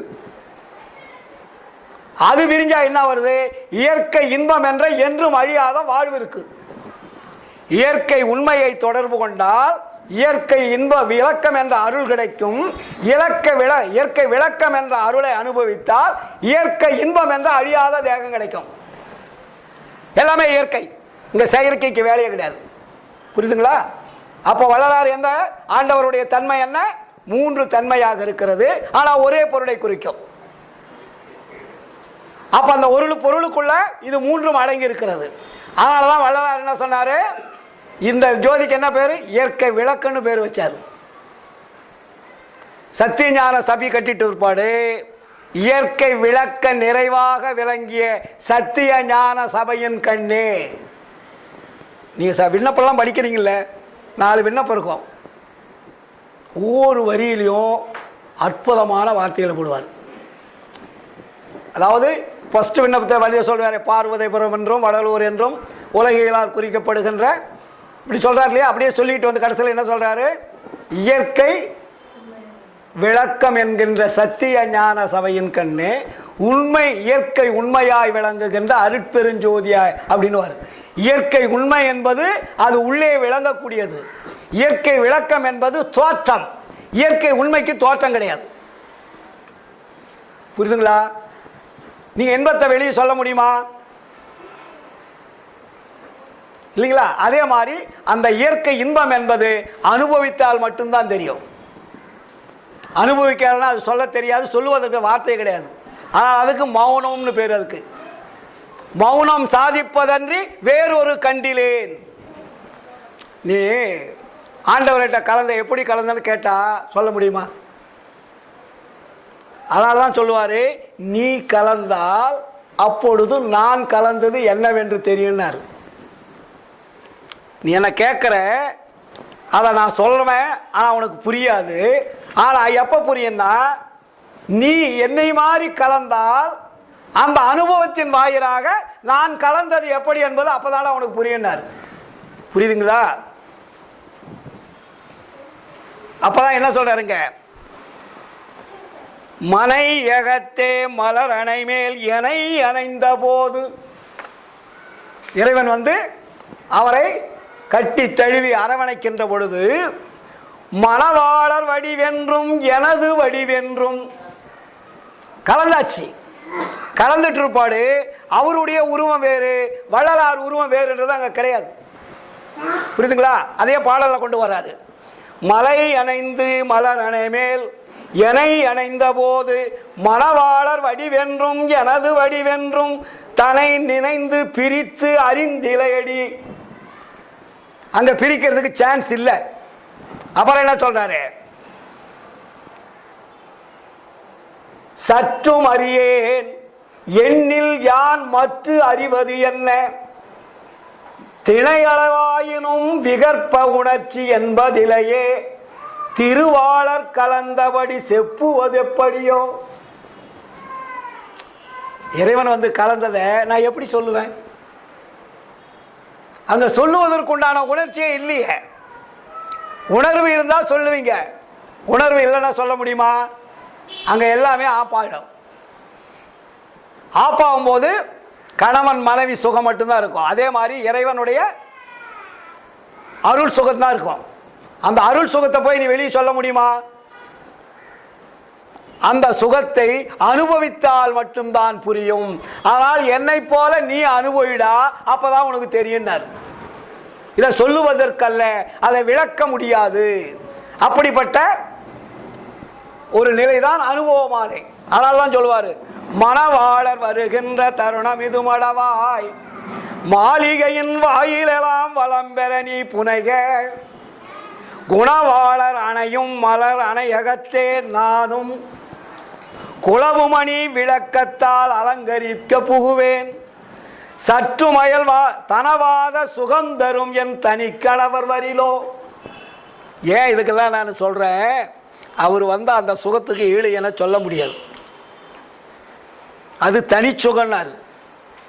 தனிச்சுகம் என்பது வேறு, நம்மளுடைய சுகம் என்பது வேறு, இல்லைங்களா? அதனால தான் என்ன சொல்றாரு ஞானசரிக்க பாடல, சுகத்தை பற்றி சொல்றார் இல்லையா, சுகம் அறியீர் துன்பம் ஒன்றே துணிந்தறிந்தீர் சூதறிந்தீர் வாதறிந்தீர் தூய்மை அறிந்திலரே. தெளிவுபடுத்துறாங்க. எல்லாத்துக்குமே பாடல் லிங்க் இருக்கும் எல்லா இடத்துலையும். ஏன்னா சுகம்னு நம்ம என்னன்னு தெரியாதே அனுபவிச்சுட்டு இருக்கோம். பணம் நிறைய இருந்தால் சுகம், ஒரு கல்யாணம் பண்ணிக்கிட்டா சுகம், கோடி கோடியாக இந்த ஊர் சுற்றி கார் இருந்தால் சுகம், பெட்டி நிறைய தங்கம் இருந்தால் சுகம். எல்லாத்தையுமே நீங்கள் எதுவுமே கொண்டு போக முடியாதே. இந்த சுகம்னு உங்களுக்கு தெரிஞ்சதெல்லாம் ஒரு சுகத்தை கூட நீங்கள் எடுத்துகிட்டு போக முடியாது. ஆனால் கணவன் மனைவியாவது நம்ம கல்யாணம் பண்ணவன் கடைசியிலே பொண்டாட்டியாவது நம்ம கூட்டிகிட்டு போக முடியுதா? ஐயா நான் செத்து போகிறேன், இது வெளியும் எனக்கு மனைவியாக வந்தேன், இது வெளியும் சமையல் செஞ்சு போட்டேன், எவ்வளோ கஷ்டப்பட்டேன், துணிமணி துவைச்சேன், கால் அமுத்தினேன், கையெழுத்தினேன், குழந்தை பெற்றேன், குடும்பம் நடத்தினேன், 3 வேளையும் இடைவிடாது சாப்பாடு போட்டேன், ஆனால் என்னை விட்டு நீ பிரிய போறியே, நானும் கூட வந்தேன்னு போயிருக்கேனா இந்த கணவனாவது? இல்லை மனைவி கூடயாவது கணவன் போயிருக்காரா? கணவன் கூட எல்லாமே விட்டுட்டு போகிற சுகம். இந்த சுகமெல்லாம் அழியும் சுகம், விட்டுவிடும் சுகம், நிலை பெறாத சுகம். அதனால தான் வளராரு நிலை பெற்ற சுகம். அந்த சுகத்துக்கு பேர் தான் பேரின்பம்னு பேர் வச்சாங்க. அதுக்கு பேர் என்ன? பேரின்ப சுகம். பேரின்பம்னா என்றும் அழியாத சுகம். நம்மெல்லாம் அழியிற சுகம். இந்த அழியிற சுகத்தில் இருந்துக்கிட்டு நமக்கு என்ன வரக்கூடாது? மரணம் வரக்கூடாது. மரணம் வந்தால் நமக்கு பிறப்பு உண்டு. சுற்றி சுற்றி வளைச்சி வள்ளலார் என்ன பண்ணுவார்? இதுக்கு பேர் தான் பேரின்பம்னு சொல்லிட்டு எல்லா ஞானிகளும் போயிட்டாங்க. சித்தர்கள், யோகிகள், ஞானிகள்லாம் பேரின்பத்துக்கு என்ன சொல்லிட்டாங்க? அதுக்கு ஒரு இடம் இருக்குது, சொர்க்கத்துக்கு ஒரு இடம் இருக்குது, நரகத்துக்கு ஒரு இடம் இருக்குது, பேரின்பத்துக்கு ஒரு இடம் இருக்குன்னு சொல்லிட்டு போயிட்டாங்க. வள்ளலார் வந்து அவர் என்ன பண்ணிட்டாரு? பேரின்பத்துக்கெல்லாம் நீங்கள் இடத்துக்கு தேடி அலையாதுங்கடான்ட்டார். நீ பேரின்பம் அடைகிறாய் என்றால் உனக்கு மரணம் வரக்கூடாது. மரணம் வந்தால் உனக்கு பேரின்பம் கிடையாது, சிற்றின்பம் கிடையாது, நீ அவுட். அப்படியே பெல்ட் அடிக்கிறார் இங்க. அதனால தான் இது கடவுள் நிலையறிந்து அமயமாதல்னு அதுக்கு ஒரு வார்த்தை போட்டார். பேரின்பம் வந்துக்கு பெருளு மட்டும், அது பேரின்பம் மற்றவங்க சொன்னதே வச்சுட்டாரு. பேரின்ப பெருவாழ்வுன்னு போடுறாரு இல்லைங்களா? அப்ப பேரின்ப பெருவாழ்வுன்னா வாழ்ந்து காட்டுவது, வாழ்ந்து காட்டுவது. இம்மை இன்ப வாழ்வு, மறுமை இன்ப வாழ்வு, பேரின்ப வாழ்வு. மனித வாழ்க்கைக்கு 3 வாழ்க்கை இருக்கு இல்லைங்களா? அதுக்கு பேர் இம்மை இன்ப வாழ்வு, நம்மள மாதிரி வாழ்றது. இம்மை இன்ப வாழ்வுனா என்ன? 4 பேர் மதிக்கத்தக்க, பாராட்ட, யாரும் குற்றம் சொல்ல முடியாத, எல்லாரிடத்திலும் ஜீவரிடத்தில் அன்பு செலுத்துவது. இந்த அன்பு நிறைந்த வாழ்க்கை இம்மை இன்ப வாழ்வு. அந்த இம்மை இன்ப வாழ்வில் உருவமெல்லாம் நம்ம எல்லார்கிட்ட அன்பா பழகலாம். நமக்கு அந்த துன்பம் இல்லாத மகிழ்ச்சியை தரக்கூடிய வாழ்க்கையாக இருக்கும்.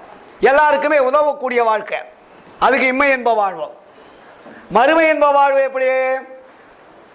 மனிதனாக இருப்போம், நினைச்சதெல்லாம் நடக்கும், ஆனால் நம்மளை யாரும் அழிக்க முடியாது. யாரும் அழிக்க முடியாது, சுட முடியாது, வெட்ட முடியாது, கொத்த முடியாது, ஆபத்து வராது. அந்த இம்மை இன்ப வாழ்வு வரும்போது என்ன கிடைக்குது? சுத்த தேகம் கிடைக்கும். அந்த என்ன தேகம்? அதுக்கு பேர் சுத்த தேகம், ஒளி தேகம் அல்ல. மறுமை இன்ப வாழ்வு வரும்போது என்ன கிடைக்கும்? பிரணவ தேகம்னு சொல்றாரு. முதல் வந்து சுத்த தேகம் கிடைக்கும், அதுக்கு இம்மை இன்ப வாழ்வு. இரண்டாவது மறுமை இன்ப வாழ்வு, அதுக்கு என்ன தேகம் கிடைக்கும்? பிரணவ தேகம் கிடைக்கும், பிரணவ தேகம். மூன்றாவது தேகம் ஞான தேகம். ஞான தேகம் வரும்போது உடம்பு கண்ணுக்கு யாருக்கும் தெரியாது. இம்மை இன்ப வாழ்க்கையில் கிடைக்கக்கூடிய சுத்த தேகத்துக்கு உருவங்கள் தெரியும், அது சீக்கிரம் அழிக்க முடியாது. ரெண்டாவது தேகம் என்பது பிரணவ தேகம், அது கண்களுக்கு தெரியும், அவருக்கு எந்த விதமான ஆபத்துகளும் வராது, கொலை களவு எதுவுமே நடக்காது. ஆனால் அந்த உருவம் தோன்றும், தோன்றாமலும் இருக்கும். மறுமை இன்ப வாழ்வுக்கு. பேரின்ப வாழ்வுக்கு கண்ணுக்கு தெரியாது, அதை யாரும் அசைக்க முடியாது. அதுக்கு வேலை என்ன? அண்ட கோடிகள் எல்லாம் அது எங்கு வேண்டுமானால் செல்லக்கூடிய ஆற்றல் படைத்தது. இம்மை இன்ப வாழ்வு, மறுமை இன்ப வாழ்வு பெற்றவர்கள் இந்த அண்டத்தை விட்டுட்டு வெளியே போக முடியாது. நல்லா புரிஞ்சுங்க. பேரின்ப வாழ்வு அடைந்தவர்கள் மட்டும்தான் எல்லா அண்டங்களுக்கும் ஊடுருவி செல்லக்கூடிய ஆற்றல் படைத்தது. செக் போஸ்ட் கிடையாது அதுக்கு. அதுக்கெல்லாம் எந்த அண்டங்களிலும் செக் போஸ்ட் கிடையாது. லாக் போடுங்களா, தட்டுங்கள் திறக்கப்படும், கேளுங்கள் தரப்படும், அங்கே கிடையாது. புரியுங்களா? அது ஓப்பன் பிளேஸ். இந்த போச்சுன்னா அது தானாக வழிவிடும். அந்த தேகத்தை பெற்றவர் தான் வள்ளலார். அதனால தான் அதுக்கு பேர் சுத்த பிரணவ ஞான தேகம், ஒளி தேகம் இல்லைங்களா? அப்போ அந்த ஒளி தேகம் அடைச்சவங்களுக்கு என்ன கிடைக்கும்? மரணமில்லாத பெருவாழ்வு மட்டுமல்ல, எல்லா இடங்களுக்கும் செல்லக்கூடிய ஆற்றல் படைத்தது. ஆண்டவருடைய சிம்மாசனத்துக்கு போகக்கூடிய ஆற்றல் அங்கே தான் கிடைக்கும். அதனால தான் அதுக்கு ஒரு பட்டியல் போட்டார். என்ன பட்டியல்? காற்றாலே, புவியாலே, ககன மதனாலே, கனலாலே, புனலாலே, கதிராதியாலே, கூற்றாலே, கொலைக்கருவியாலே, பிறர் இயற்றும் கொடும் செயல்களாலே, வேற்றாலே, எஞ்சான்றும் அழியாதே விளங்கும் மெய்யளிக்க வேண்டுமென்றேன் விரைந்தளித்தான் எனக்கே. அந்த வார்த்தை எப்படி போடுறார் பாருங்க. நான் கேட்டேன், கொஞ்சம் கூட காலதாம, விரைந்தளித்தான் எனக்கு சொல்லி முடிப்பதற்குள்ள கொடுத்துட்டாராம். இது ஏற்றாலே இடிவென நீ நினையாதீர் உலகீர், என் தந்தை அருட்பெருஞ்சோதி இறைவனை சார்வீரே. யாரை பிடிச்சா இது கிடைக்கும்? அருட்பெருஞ்சோதி ஆண்டவரை கிடைச்சாதான் பிடிக்கும். மற்றவங்களை பிடிச்சா கிடைக்குமா? கிடைக்காது. அதனாலதான் என்ன சொல்றாரு, நம்மளுடைய முடிச்சலாமா, நம்மளுடைய வாழ்க்கை மரணம் அடையாமல் வாழக்கூடிய வாழ்க்கை தான் எவ்வளவு தூரம் அனுபவம். இந்த அனுபவமாக என்ன சொல்லுதுன்னா, நம்ம ஊன உடம்பை ஒளி உடம்பாக மாற்றி இறைவனிடத்தில் கலப்பது எப்படி என்றும், இறைவன் கலந்து விட்ட பிறகு இறைவன் நமக்கு என்ன லிங்க், என்ன அனுபவத்தில் நம்ம உரையாடுறோம். இப்போ இறைவன்கிட்ட கலந்துட்டார் சார், நீங்கள் இறைவன்கிட்ட கலந்துட்டா முடிச்சுட்டு போயிட்டாங்க எல்லாரும்.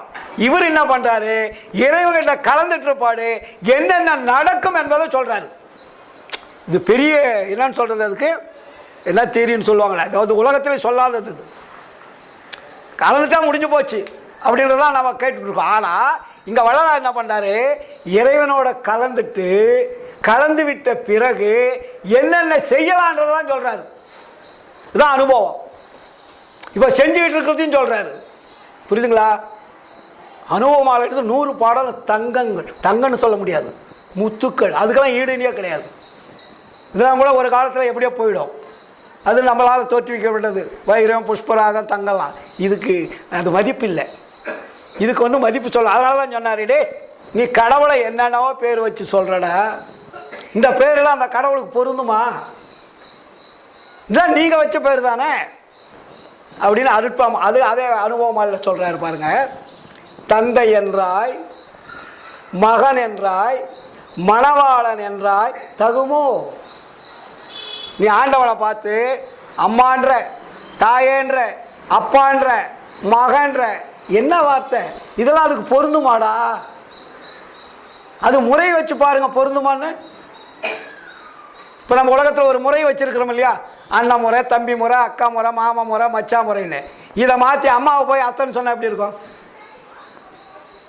நம்ம தினம் நம்ம பெற்ற அம்மாவை போய் அத்தை, அப்பாவை போய் மாமான்னு சொன்னால் எப்படி இருக்கும்? இது மாதிரி இருக்குன்றாரு. அந்த வார்த்தை கொண்டு வந்து எங்கே போய், ஆண்டவருக்கு நீ பேரை வச்சிருக்கிற, மற்றவர்களுக்கு வச்சிருக்கிறிய, தந்தை என்றாய், மகன் என்றாய், மணவாளன் என்றாய் தகுமோ? இது என்ன வினதியோ மடவாய், சிந்தை செய்து காணடி, நீ கொஞ்சம் அறிவை செலுத்தி பாரு, உன்னுடைய அறிவுக்கு வேலை கொடு. சிற்றவையில் நடிக்கும் ஆறு இறைவன், சிற்றவையில் நடிக்கும் திருவாளர் சிந்த செய்து காணடினி, சிற்றவையில் நடிக்கும் திருவாளர் எனை புணர்ந்த திருக்கணவர் அவர்தாம் அந்த நடு முதல் இல்லா அருட்பெரும் ஜோதியரே. நீ வச்ச பேர்லாம் அவருக்கு பொருந்துமான்னா பொருந்தாது. சிவனை வச்சிருக்க பொருந்துமா? பிரம்மானை வச்சிருக்க பொருந்துமா? விஷ்ணுன்னு வச்சிருக்க பொருந்துமா? அல்லாஹ்னு வச்சிருக்கிற பொருந்துமா? எதுக்குமே நீங்க வச்ச பேரு, நான் சொன்ன கடவுளுக்கு அந்த பேரே கிடையாதுன்றாரு, பொருந்தாதுன்ட்டார். அவங்களாம் வச்ச பேர் நியாயமா இருந்தா வள்ளலார் ஏன் வேற பேர் வைக்கிறார்? நம்ம சிந்திக்கணும். ஏன்னா நமக்கு காலம் இல்லை. படித்தோம், ஏதோ அருட்பாவை படித்தோம், வந்தோம், வணங்கணும்னு போயிட்டா போச்சு, வேஸ்ட்டு. இனி என்ன வந்தாலும் நம்ம காப்பாற்றுறதுக்கு ஆள் கிடையாது. அப்போ நம்ம என்ன பண்ணணும், ஆண்டவர்கிட்ட தான் நம்ம அதிகமான தொடர்பு வைக்கணும். அப்போ அந்த ஆண்டவர் யார் என்றால் நம்மை படைத்தவர். நம்ம 3வது ஆள்கிட்ட போய் கேட்கலைங்க. நம்மை அனுப்பியவர், நம்மை படைத்தவர், நம்முள் இருப்பவர், நம்மை இயங்கிக் கொண்டிருப்பவர், அவரைத்தான் சொல்றார் வள்ளலார். ஏதோ ஒரு தனி ஒரு ஆளை போய் நீ அம்மா, அப்பா, பிரம்மா, விஷ்ணு, சங்கர், மகேசன் சொல்றான்னு சொல்லலை.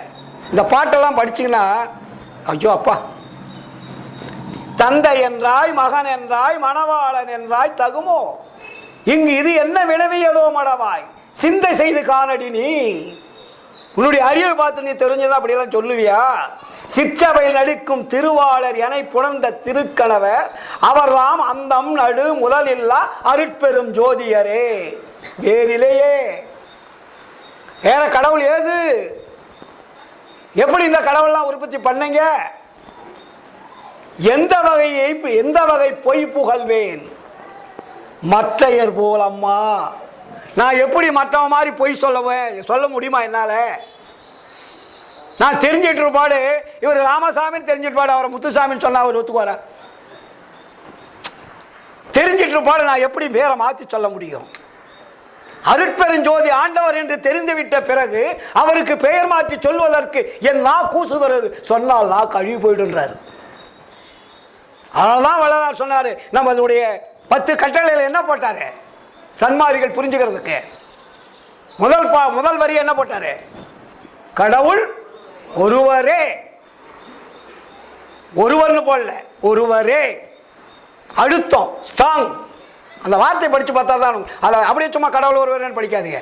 அந்த வார்த்தையில் இருக்கக்கூடிய அழுத்தத்தை பாருங்க. கடவுள் ஒருவரே, வேற போகக்கூடாதுன்னு அதில் இருக்காது. அந்த ஒருவரே நின்ட்டாவே வேற இடத்துக்கு வேற கடவுளை வணங்காதீங்கன்னு அர்த்தம்.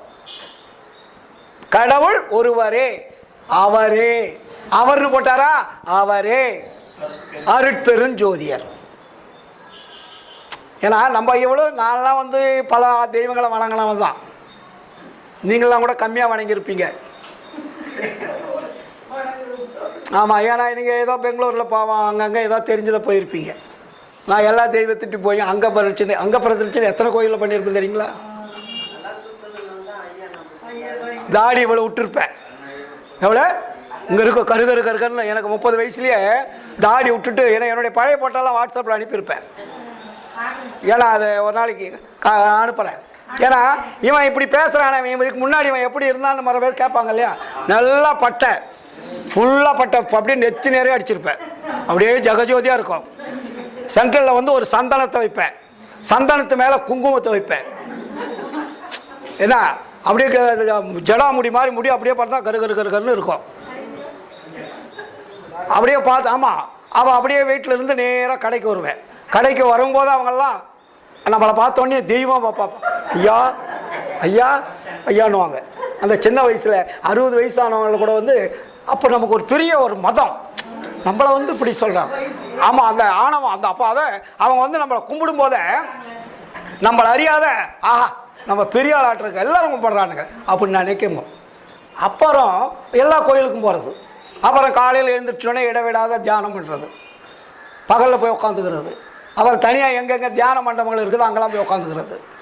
இல்லை மகரிஷிக்கு போகிறது, அப்புறம் பிரம்மகுமாரிகள் போகிறது, எல்லாம் எங்கெங்கே என்னென்ன சொல்கிறாங்களோ எல்லாம் போவேன். சரி, இவங்க என்ன சொல்கிறாங்கன்னு பார்த்தா ஒரு எழுத்தில் கூட என்னுடைய அறிவுக்கு வேலையே கிடையாது. எல்லாமே அம்பக். யாரோ சொன்னதை சொல்லிகிட்டு இருக்காங்களே தவிர அவங்களுக்குன்னு அறிவு சூனியவங்க.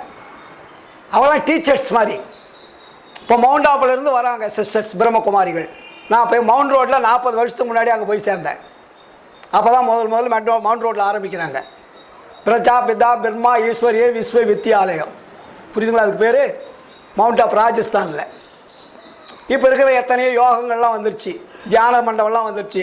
எல்லாமே பிஸ்னஸ், எல்லாமே வியாபாரம். இந்த வியாபாரத்தில் போய் யாருமே சிக்கிக்காதீங்க. 5 நிமிஷம் 10 நிமிஷம் நீங்கள் காலையில், அதெல்லாம் காலையில் வருகுவர் என் கணவர், காலையிலே எந்தன்னை கண்டு கொண்டேன், தருமச்சாலையிலே இன்பம் தழைக்கின்றேன் இல்லையா? நேற்று பாடல சாயந்தரம். மேலையிலே இம்மையிலே ஒருமையிலே தவத்தால், அந்த பாட்டை நீங்கள் கவனிச்சிங்களா? அது என்ன போடுறாரு? மேலையிலே இம்மையிலே ஒருமையிலே தவத்தால் மேவுகின்ற பெரும் பயனா விளைவையெல்லாம் எங்க கொடுத்தாரா? தருமச்சாலையில். எத்தனை நாளில் கொடுத்தாரா? ஒரு பகலில். ஒரு நாள்னு சொல்ல, 24 மணி நேரம் சொன்னாரா? ஒரு பகலில். எவ்வளோ பெரிய விஷயம் அது! பாடுறதுக்கு பாடல் மாதிரி நினச்சிடாதீங்க. அது உள்ள ஆழமான கருத்துக்களை ஒன்றொன்றை பார்த்தீங்கன்னா யாரையுமே நம்ப வேண்டாம். நீங்கள் உங்களுடைய உடம்பை பாதுகாப்பதற்கு மாலையில் நம்ம வந்து அந்த ஜோதி போன மாதம் சொன்னோம் இல்லையா, வழிபாட்டு முறைகள், விளக்கு முறைகள், தியான முறைகளில் ஒரு பிரிண்ட் அவுட் கொடுத்தார் இல்லையா? அப்போ சாயந்தரத்தில் நம்ம யார் யார் வரீங்களோ அவங்களுக்கு வந்து ஒரு சென்டர் பாயிண்ட், நீங்கள் ஆன்மா எங்கே இருக்குதுன்றதை சுட்டி காட்டுறது தான், வேறு ஒன்றும் கிடையாது. நீங்கள் தான் முயற்சி எடுத்துக்கணும். அது அவங்கவுங்களுக்கு. இப்போ ஆன்மானா தலையில் எல்லாருக்கும் ஒரே மாதிரி தலை இல்லை. அந்த சென்டரில் இருந்து ஆன்மா எங்கே இருக்குது, அந்த ஆன்மாவை தொடர்பு கொள்வது எப்படி என்பது தான் அந்த வழிபாட்டு முறை. அந்த வழிபாட்டில் வந்து நம்ம இது மாதிரி ஜோதி வச்சுக்கோங்க, முன்னாடி உக்காந்துங்க, வேறு ஒன்றுமே வேணும். காலையில் 4:30 to 6 எழுந்திரிச்சு உக்காந்துங்க, இமைக்காமல் அந்த இறைவனை பாருங்கள். ஜோதி அந்த போன வருஷம் கொடுத்த பிரிண்டில் அதில் வீட்டில் எழுதியிருப்பேன், படிச்சிருக்கீங்களா? கண்ணும் கண், மனம், ஜீவன், ஆன்மா. எப்படி அகம் அகப்புறம், புறம் புறப்புறத்துக்கு லிங்க் இருக்குதோ அதே மாதிரி புறத்துலேருந்து நம்ம ஆன்மாவுக்கு லிங்க்கு. அது ஒளியாக தான் உள்ளே போகணுமே தவிர உருவமாக உள்ளே போனால் ஸ்டோர் ஆகிட்டு இருந்தாக்கா அறிவு விலகாது, திரையும் விலகாது. அப்போ ஒளியை உள்ளே அனுப்பிக்கிட்டே இருந்தால் என்னாகும், அங்கே உள்ளே இருக்கக்கூடிய திரைகள் அப்போ தான் கரையும். அப்போ இந்த ஒளியும் உள்ளே அனுப்பணும், கருணையும் செய்யணும். புரியுதுங்களா? இந்த ரெண்டும் டேல் ஆகும்போது நம்மளுடைய ஆன்மாவினுடைய அந்த மறைத்து கொண்டு இருக்கக்கூடிய திரைகள் ஒன்று ஒன்றாக நீங்கும். இதுக்கு தான் அந்த பயிற்சி, எளிமையான பயிற்சி, காசு இல்லாத பயிற்சி. அப்போ நான் காலையில் என்னை கண்டு கொண்டேன்னு சொன்னேன் இல்லையாம்மா, காலையில் தான் என்ன அர்த்தம்? காலை நேரம் இறைவன் உலகத்திற்கு அருளை வழங்குவதற்கு வருகின்ற நேரம். இரவும் கிடையாது, பகலும் கிடையாது. இரவு விடுகின்றது, இரவு முடிகின்றது, பகல் ஆரம்பமாகிறது. இந்த இடைப்பட்ட நேரத்துக்கு பேர் சங்கம காலம்னு பேர். அதுக்கு பேர் என்ன? சங்கம காலம், அமிர்த காலம், அமுத நேரம். அதனால தான் கோயிலில் திருப்பள்ளி எழுச்சி வைப்பாங்க காலையில், கடவுளை எழுப்புறதுக்கு இல்லை. இந்த ஜனங்க அப்படிலாம் வச்சுமேனு சொன்னாங்களா? நான் எதுக்குடா கடவுளை போய், கடவுள் என்ன தூங்குற வேலையா கடவுளுக்கு? கடவுளை எழுப்புறாங்களா இவங்கெல்லாம் போய்? தூங்குவனோ என் துறை வருமோ, தருணமிதி தூக்கமும்தான் வருமோ, இங்கு நான் தனித்திருக்க வேண்டுவது ஆதலினால் என்னுடைய தூக்கமெல்லாம் நின்னுடையதாக்கி புறத்தே போய் தூங்குக நீ தோழி. அடிச்சு நுறக்கிறாரு தூக்கத்தை. இறைவன் வரும்போது தூக்கம் வருமா? நம்ம கணவர் 2 நாளாக வெளியூருக்கு பிஸ்னஸுக்கு போயிட்டு வர வேண்டிய நம்ம தூங்குவோமா? 10 நாளாக சாப்பிடாது என் குழந்தை இருந்தால் தூக்கம் வருமா? புருஷன் ஹாஸ்பிட்டல் இருக்கார், உடம்பு சரியில்லை, நமக்கு சாப்பாடு வருமா?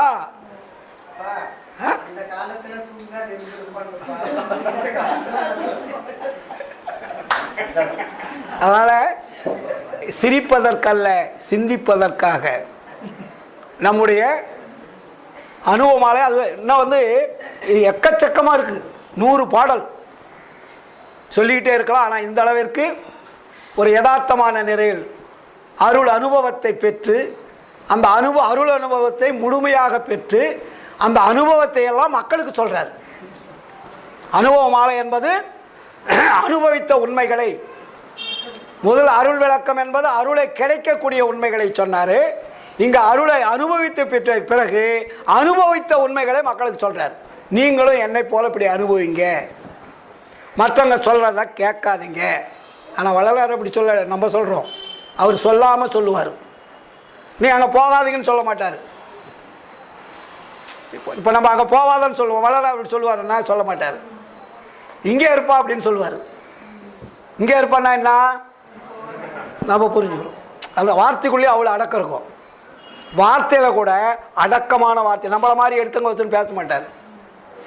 உண்மையை சொல்லுகிறேன் அப்படின்னா என்ன அர்த்தம்? மற்றவங்கெல்லாம் பொய் சொல்கிறான்னு அர்த்தம். உண்மை உரைக்கின்றேன், அப்போ நான் உண்மை உரைக்கின்றேன்னா மற்றவங்கெல்லாம் பொய் சொன்னாங்க புரிஞ்சுங்கடான்ட்டார். நான் உரைக்க வார்த்தையெல்லாம் நாயகந்தன் வார்த்தை, அப்போ மற்றவன் சொன்னதான் மாயை வார்த்தை, பொய்யான வார்த்தை.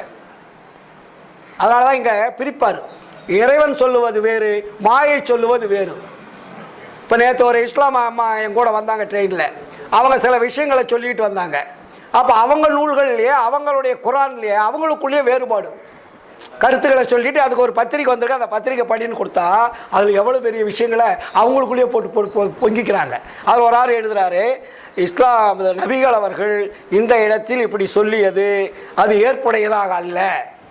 அதுக்கு இன்னொருத்தர் சொல்கிறாரு, இந்த இடத்தில் இவர் சொல்லுவதை நீங்கள் எப்படி ஏற்புடையது அல்ல என்று சொல்ல முடியும். அதுக்குள்ளே வாதம் வருது. அதை விளக்கிக்கிட்டு வந்தோம். அப்போ தான் சொன்னேன் நான், எல்லாமே ஒருத்தர் முதல்ல ஒரு 20-30 வருஷத்துக்கு முன்னாடி சாத்தானின் வேதங்கள்னு ஒரு ஆள் சொன்னான். புரியுதுங்களா? அவனை ஷூட் பண்ணுறதுக்கு அவன் வெளிநாட்டுக்கு அடித்து அவனை தேடி சுடுறதுக்கெல்லாம் பண்ணிட்டாங்க. அப்புறம் மன்னிப்பு கேட்டான். அப்போ நான் சன்மார்க்க சங்கத்தில் ரொம்ப தீவிரமாக இருக்கேன். அப்போ நான் சொன்னேன், அவன் சொல்லியது உண்மை, அவன் சொல்லியது உண்மை. இவருக்கு தாங்க முடியல, அவனை சுட பார்க்குறாங்க. இங்கே வள்ளலார் நமக்கு தெளிவுறுத்தார். அதாவது மாயினால் என்பது இந்த ஊன உடம்பில் சொல்லுகின்ற வார்த்தையெல்லாம் சாத்தானின் வார்த்தைகள்னு பேர், மாயினுடைய வார்த்தைகள்னு பேர், சைத்தான் வார்த்தைகள்னு பேர். சைத்தான் சாத்தான் எல்லாமே ஒரே பொருளை தான் குறிக்கும். இந்த உடம்புலேருந்து நம்ம பேசுவதெல்லாம் மாயினுடைய பாடி, இது ஊன உடம்பு பாடியிலேருந்து பேசுகிறோம். இது முழுமை பெறுமான்னா பெறாது. அதான் வள்ளலார் என்ன பண்ணார், அருள் பெற்றுவிட்ட பிறகுதான் அருட்பா எழுதுறார் 6ஆம் திருமுறையை. 1லிருந்து 5 திருமுறை வரலையும் அருள் பெற்றார். அப்பயும் அது உலக மக்களுக்கு புரிய வைக்கிறதுக்காக அதை ஒரு நூலாக தொகுத்தார். இதை என்ன பண்ணிட்டாரு, இது இறைவனுடைய நேரடி பதிவு. இது சாதாரணமாக நினச்சிடாதீங்க, இது முழுவதும் இறைவனுடைய நேரடி பதிவு, நேரடி வாக்குமூலம். இது எப்போ எழுதினார் வள்ளலார்னு யாருக்குமே தெரியாது. 1 to 5 திருமுறை எழுதுனது தெரியும் சார் எல்லாருக்கும், நல்லா புரிஞ்சுங்க. 1லிருந்து 5 திருமுறை எழுதுனது கருங்குழி எழுதுறாரு, நூல்களை ரத்தனமொழியார் கேட்குறாரு, நூல்களை அனுப்புன்னு சொல்கிறாரு, வெளியிடுறதுக்கு உண்ணாவிரதம் இருப்பன்றாரு. அப்புறம் தான் நூல்கள்லாம் அனுப்புகிறாரு, உண்ணாவிரதம் இருந்து அப்புறம் பிரிண்ட் பண்ணுறாரு வேலாயுத முதலியார் என்ற முதல் மாணாக்கர். ஆனால் இந்த புத்தகத்தை வள்ளலாருக்கு பின்னாடி தான் வெளியிட்டாங்க. அது அவர் எழுதுறதே யாருக்கும் தெரியாது, சொல்கிறத மட்டும் சொல்லிட்டாரு. இது எத்தனை நாள் எழுதினாரு, எப்போ எழுதினாரு, எத்தனை நிமிஷத்தில் எழுதினாருன்னு தெரியாது. இது பூரா நிகழ்காலத்தினுடைய பாடல்களாக இருக்கும். எல்லாமே ஒரே டைமில் எழுதின பாடல் மாதிரியா இருக்கும். பாடல் ஒன்றுமே புரியுதா? அதனால தான் சொல்லுவார், சத்தியவான் வார்த்தை இது தான் உரைத்தேன் கண்டாய், சந்தேகம் இளையதனில் சந்தோடம் உருவாய், இத்திரமே அருஜோதி எய்துகின்ற தினமாம், இனிவரும் தினங்களெல்லாம் இன்பமுறு தினங்கள், சுத்த சிவ சன்மார்க்கம் துலங்கும், எல்லா உலகும் தூய்மையுறும், நீ உரைத்த சொல் அத்தனையும் பலிக்கும், செத்தவர்கள் எழுந்து உலகில் திரிந்து மகிழ்ந்திருப்பார். திருவருட்செங்கோல் எங்கும் செல்லுகின்றதாமே. அவருடைய செங்கோல் திருவருட்செங்கோல். அப்போ கூட எஞ்சோங்கல்னு சொல்ல அவர் திருவருட்செங்கோல். இது தனித்தலைமை தலைவன் சொன்னது. தனித்தலைமை தந்தை வருகின்ற தருணம். கடைசியில் என்ன சொல்றாரு, என் சாமி எனது துறை என்னுயிர் நாயகனார் இன்று வந்து நான் இருக்கும் இடத்தில் அமர்கின்றார். ரெக்கார்டு. இறைவன் யாருக்கிட்ட வராரு, நான் உட்கார்ந்த இடத்துல இருந்து வந்து உட்கார்றாருன்றாரு. வேற ஒரு இடத்துல போய் உட்காரல ஆண்டவர்.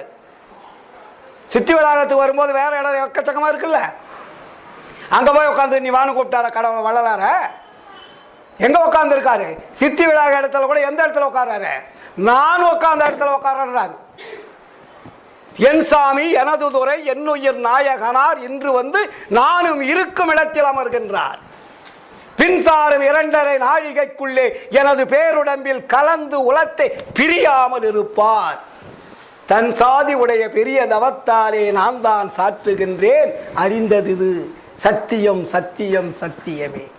மின்சாரம் இடமடவா என்மொழி வெளியாகும் 2.5 நாழிகை கடந்த போது. 1 மணி நேரம் கழித்து பார்த்தீங்கன்னா நான் சொன்னது விளங்கும், புரிஞ்சுக்கிங்க. அது வெளியே புரியாதுன்றார். அப்போ இறைவன் வராரு, நான் கலக்க போகிறேன், உள்ளே போகிறோம், தாள் போட்டுக்க சொல்லிட்டார். வெளியே திறந்து பாருங்கள், வெறு வீடாக தான் இருக்கும். ஆண்டவர் என்னை காட்டி கொடுக்க மாட்டார்னு தான் சொன்னார். ஆண்டவர் என்னை மறைச்சிட்டாருன்னு தான் சொன்னார். நான் இருக்கிறேன், உங்கள் கண்ணுக்கு தெரியாது, அதான் அதனுடைய பொருள். சித்தி உலகத்தில் நான் இருக்கிறேன், ஆனால் உங்கள் கண்ணுக்கு தெரியாது. சத்தியஞான சபையில் நான் இருக்கேன், உங்களுக்கு கண்ணுக்கு தெரியாது. அதனால் 2 விண்ணப்பத்தில் என்ன எழுதுவார்னா, நீங்களாம் சன்மார்க்க ரொம்ப புரிஞ்சுக்கணும். நம்ம வந்து வழிபடக்கூடிய தகுதியான இடம் 2. ஒன்று சித்தி விளாக திருமாளிகை, இன்னொன்று சத்திய ஞான சபை. இந்த விண்ணப்பத்தில் 2 என்ன பண்ணுவார், இங்கு வந்து வந்து தரிசிக்க பெறுவீர்களானால் அண்ணன் தம்பி ஆப்தர்கள் நண்பர்கள் இவர்களை விட கோடி கோடி பங்கு ஆற்றலும் அருளையும் கொடுக்கக்கூடிய இடம்னு எழுதுவார். சத்தியஞான சபை பத்திரிகையிலே அதை எழுதுறாரு, சித்தி விளாக பத்திரிகையிலே எழுதுறாரு. இங்கு வந்து வந்து தரிசிக்கப்படுவீர்களால் 2 ஒரே மாதிரி இருக்கும் வார்த்தை.